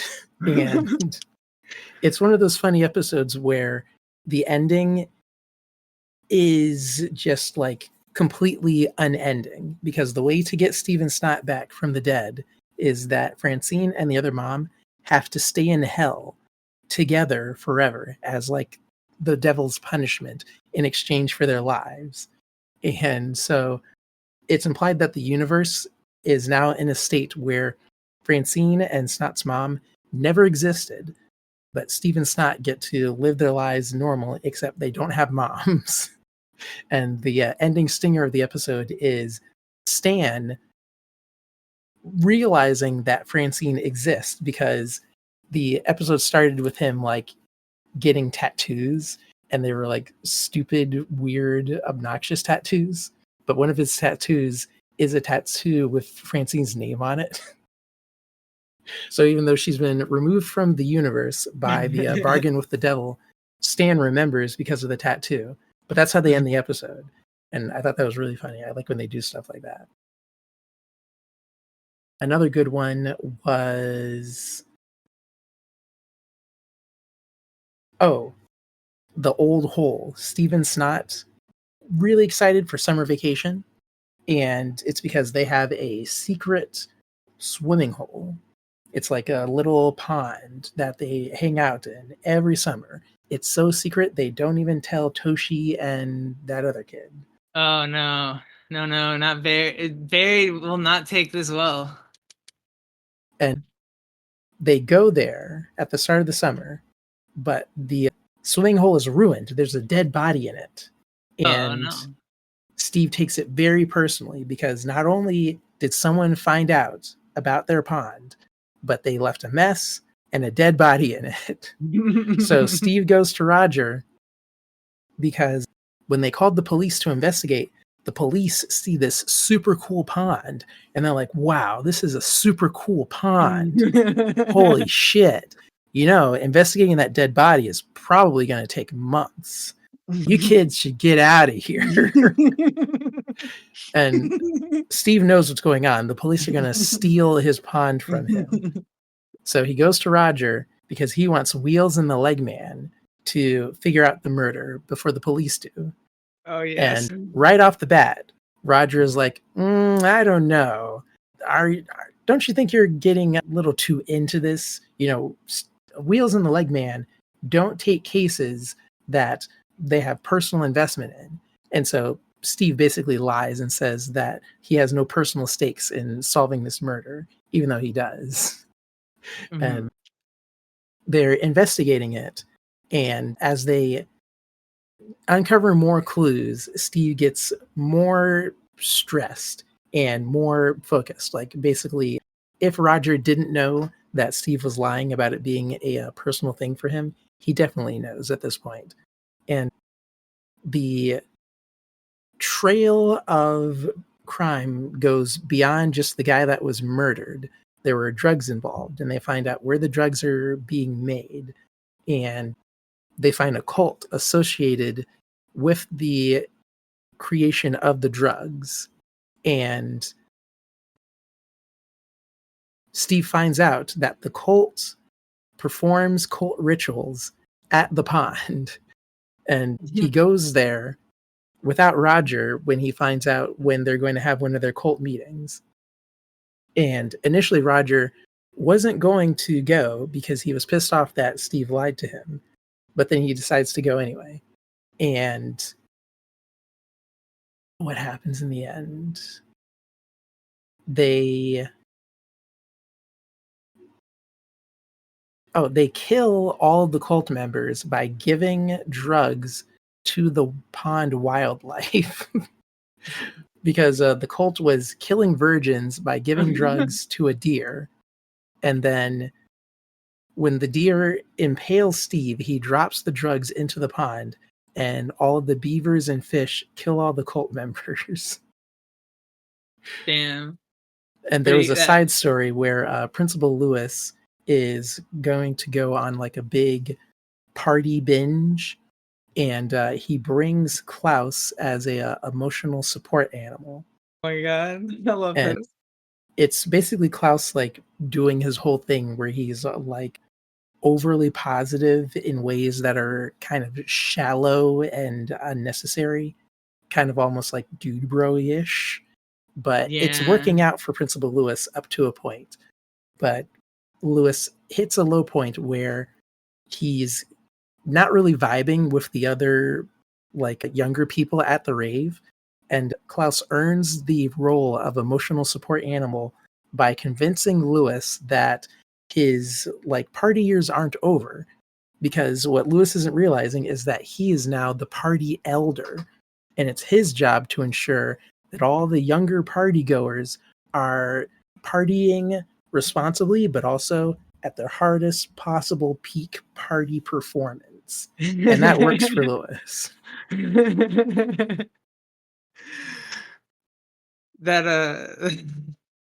Yeah, that feels, I've not seen that episode. That feels very classic American Dad though. Yeah, it came out in 2022. All right, that's pretty recent. That's from the TBS era for sure. I hear that it's up to season 21 because that might be the last season ever if they can't figure out who to pick them up after TBS has dropped them. Yeah, I feel like they have to though. Like, I would be Maybe surprised Adult if Swim they will. don't. Adult Swim should. They could always use more shows. Yeah, something to fill the air after they get rid of Rick and Morty, unless they renew it for 70 more episodes. Yeah, who knows? Maybe, I don't know. I mean, like, I don't know what they'll do if they'll do Rick and Morty after this. That is kind of a question. I'm loving Common Side Effects though. I would love to see them try more things like that. It's crazy that the last episode of the season is coming out tomorrow, and they've already like greenlit more episodes. Like usually there are several months of separation for that kind of thing. But there's also that theory that they just broke up a whole show into 2 arbitrary seasons. Yeah. But we'll never know. Yeah. At least not for now. But I can't, we'll see.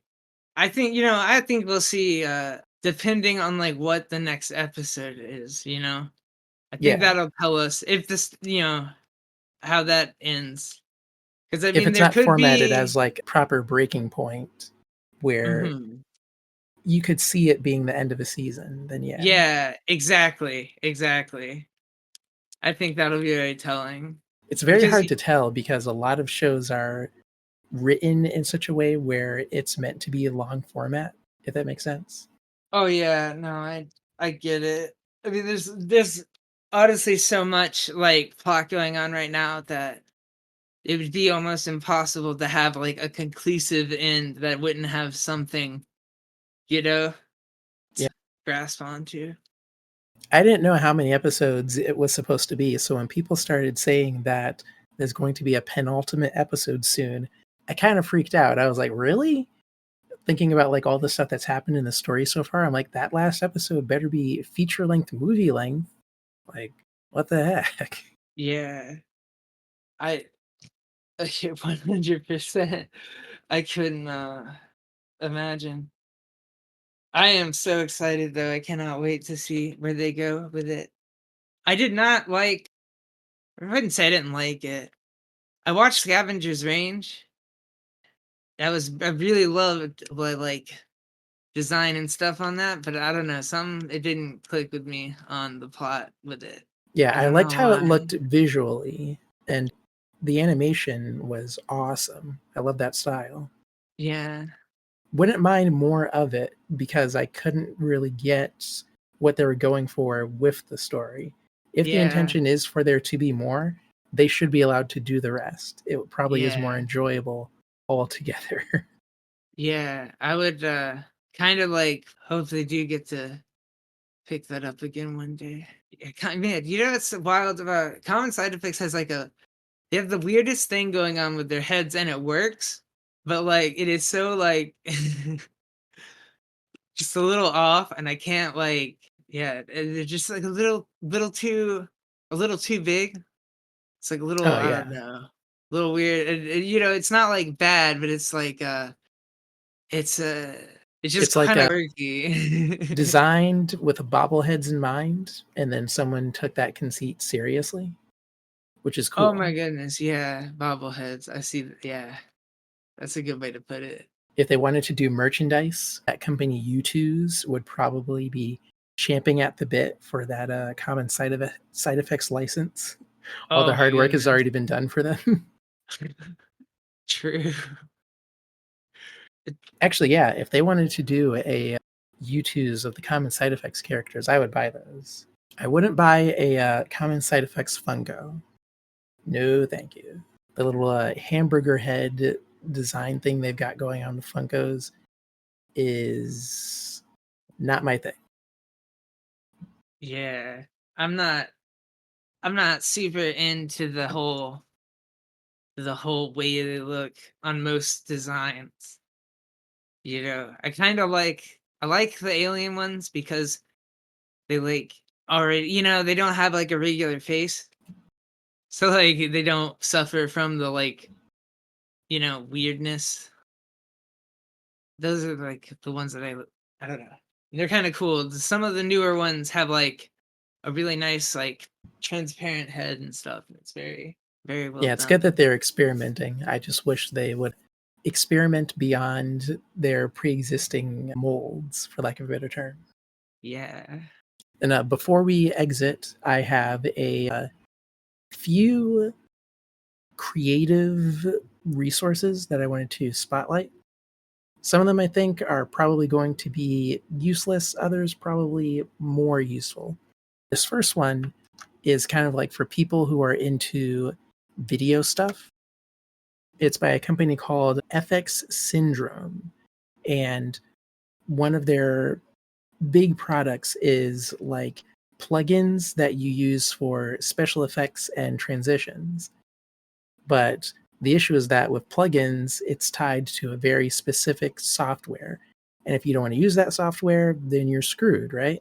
It's kind of like when a company shows you a really cool thing and then they're like, it's an After Effects plugin. And it's like, no, I don't want to use After Effects. But the people at FX Syndrome, I guess they're geniuses. They have a transition pack that you can use without plugins, which is awesome. It's currently on sale at the time of recording for $85. Normally retails for $115.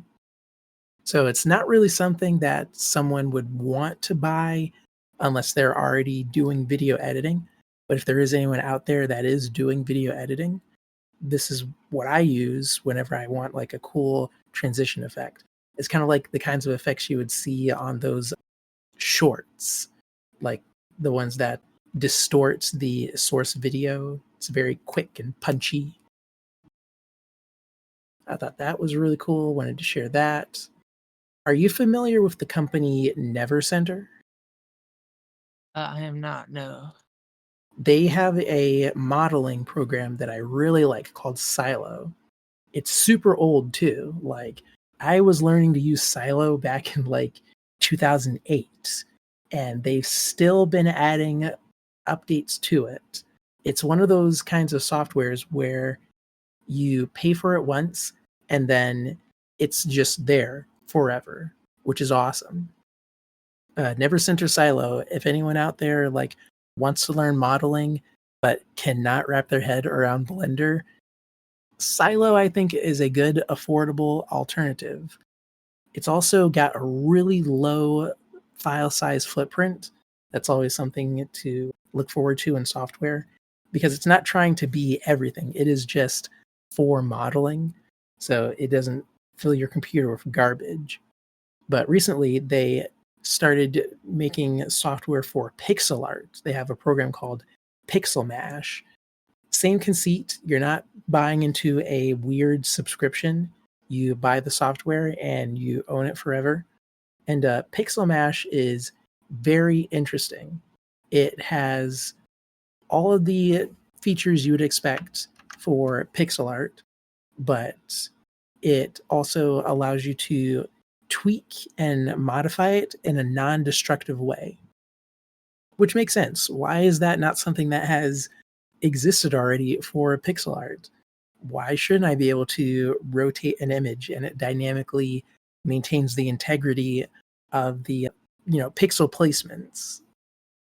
And I know pixel artists are very technical about pixel art. There are certain like pixel placements for certain effects that they are very, very specific about.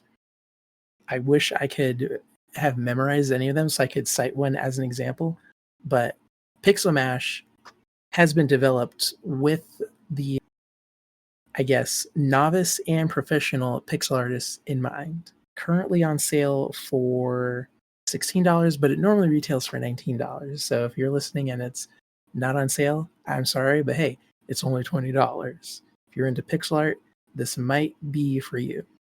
I know a lot of people like AE Sprite, I think is what it's called. Yeah. And that is also pretty cool. I don't Yeah. think it does anything, it's not. This looks a step above. AE Sprite is also $20. So if someone is shopping around, maybe compare the feature sets. I'm looking at AE Sprite's page and yeah, playback, layers, onion skin. Pixel Mash has all of those things. And then the last thing, here it is. I wanted to also recommend building blocks. This is more so for learning. Every so often, I will talk to someone who is like, I wish I knew how to make music on the computer. It looks super easy, but I have no idea what I'm doing. And there's this service, Building Blocks, which has kind of like interactive lessons, kind of like old software that they would buy for like schools and libraries, like a Jumpstart, Reader Rabbit, where like you're clicking around, but you're also learning math and stuff like that. But this is teaching you music theory, but not like music theory like how they would teach you with sheet music and stuff. You're learning music theory, but you're also learning how to make music in modern music making software like Ableton, Reaper, Fruity Loops. I love Fruity Loops, Cubase, all of that kind of stuff, because the workflows between all of them are mostly the same.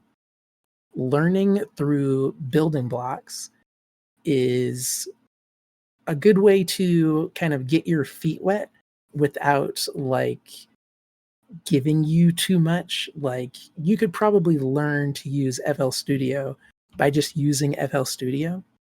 But if you can afford the asking price of $55, then I think it's a pretty good way to learn.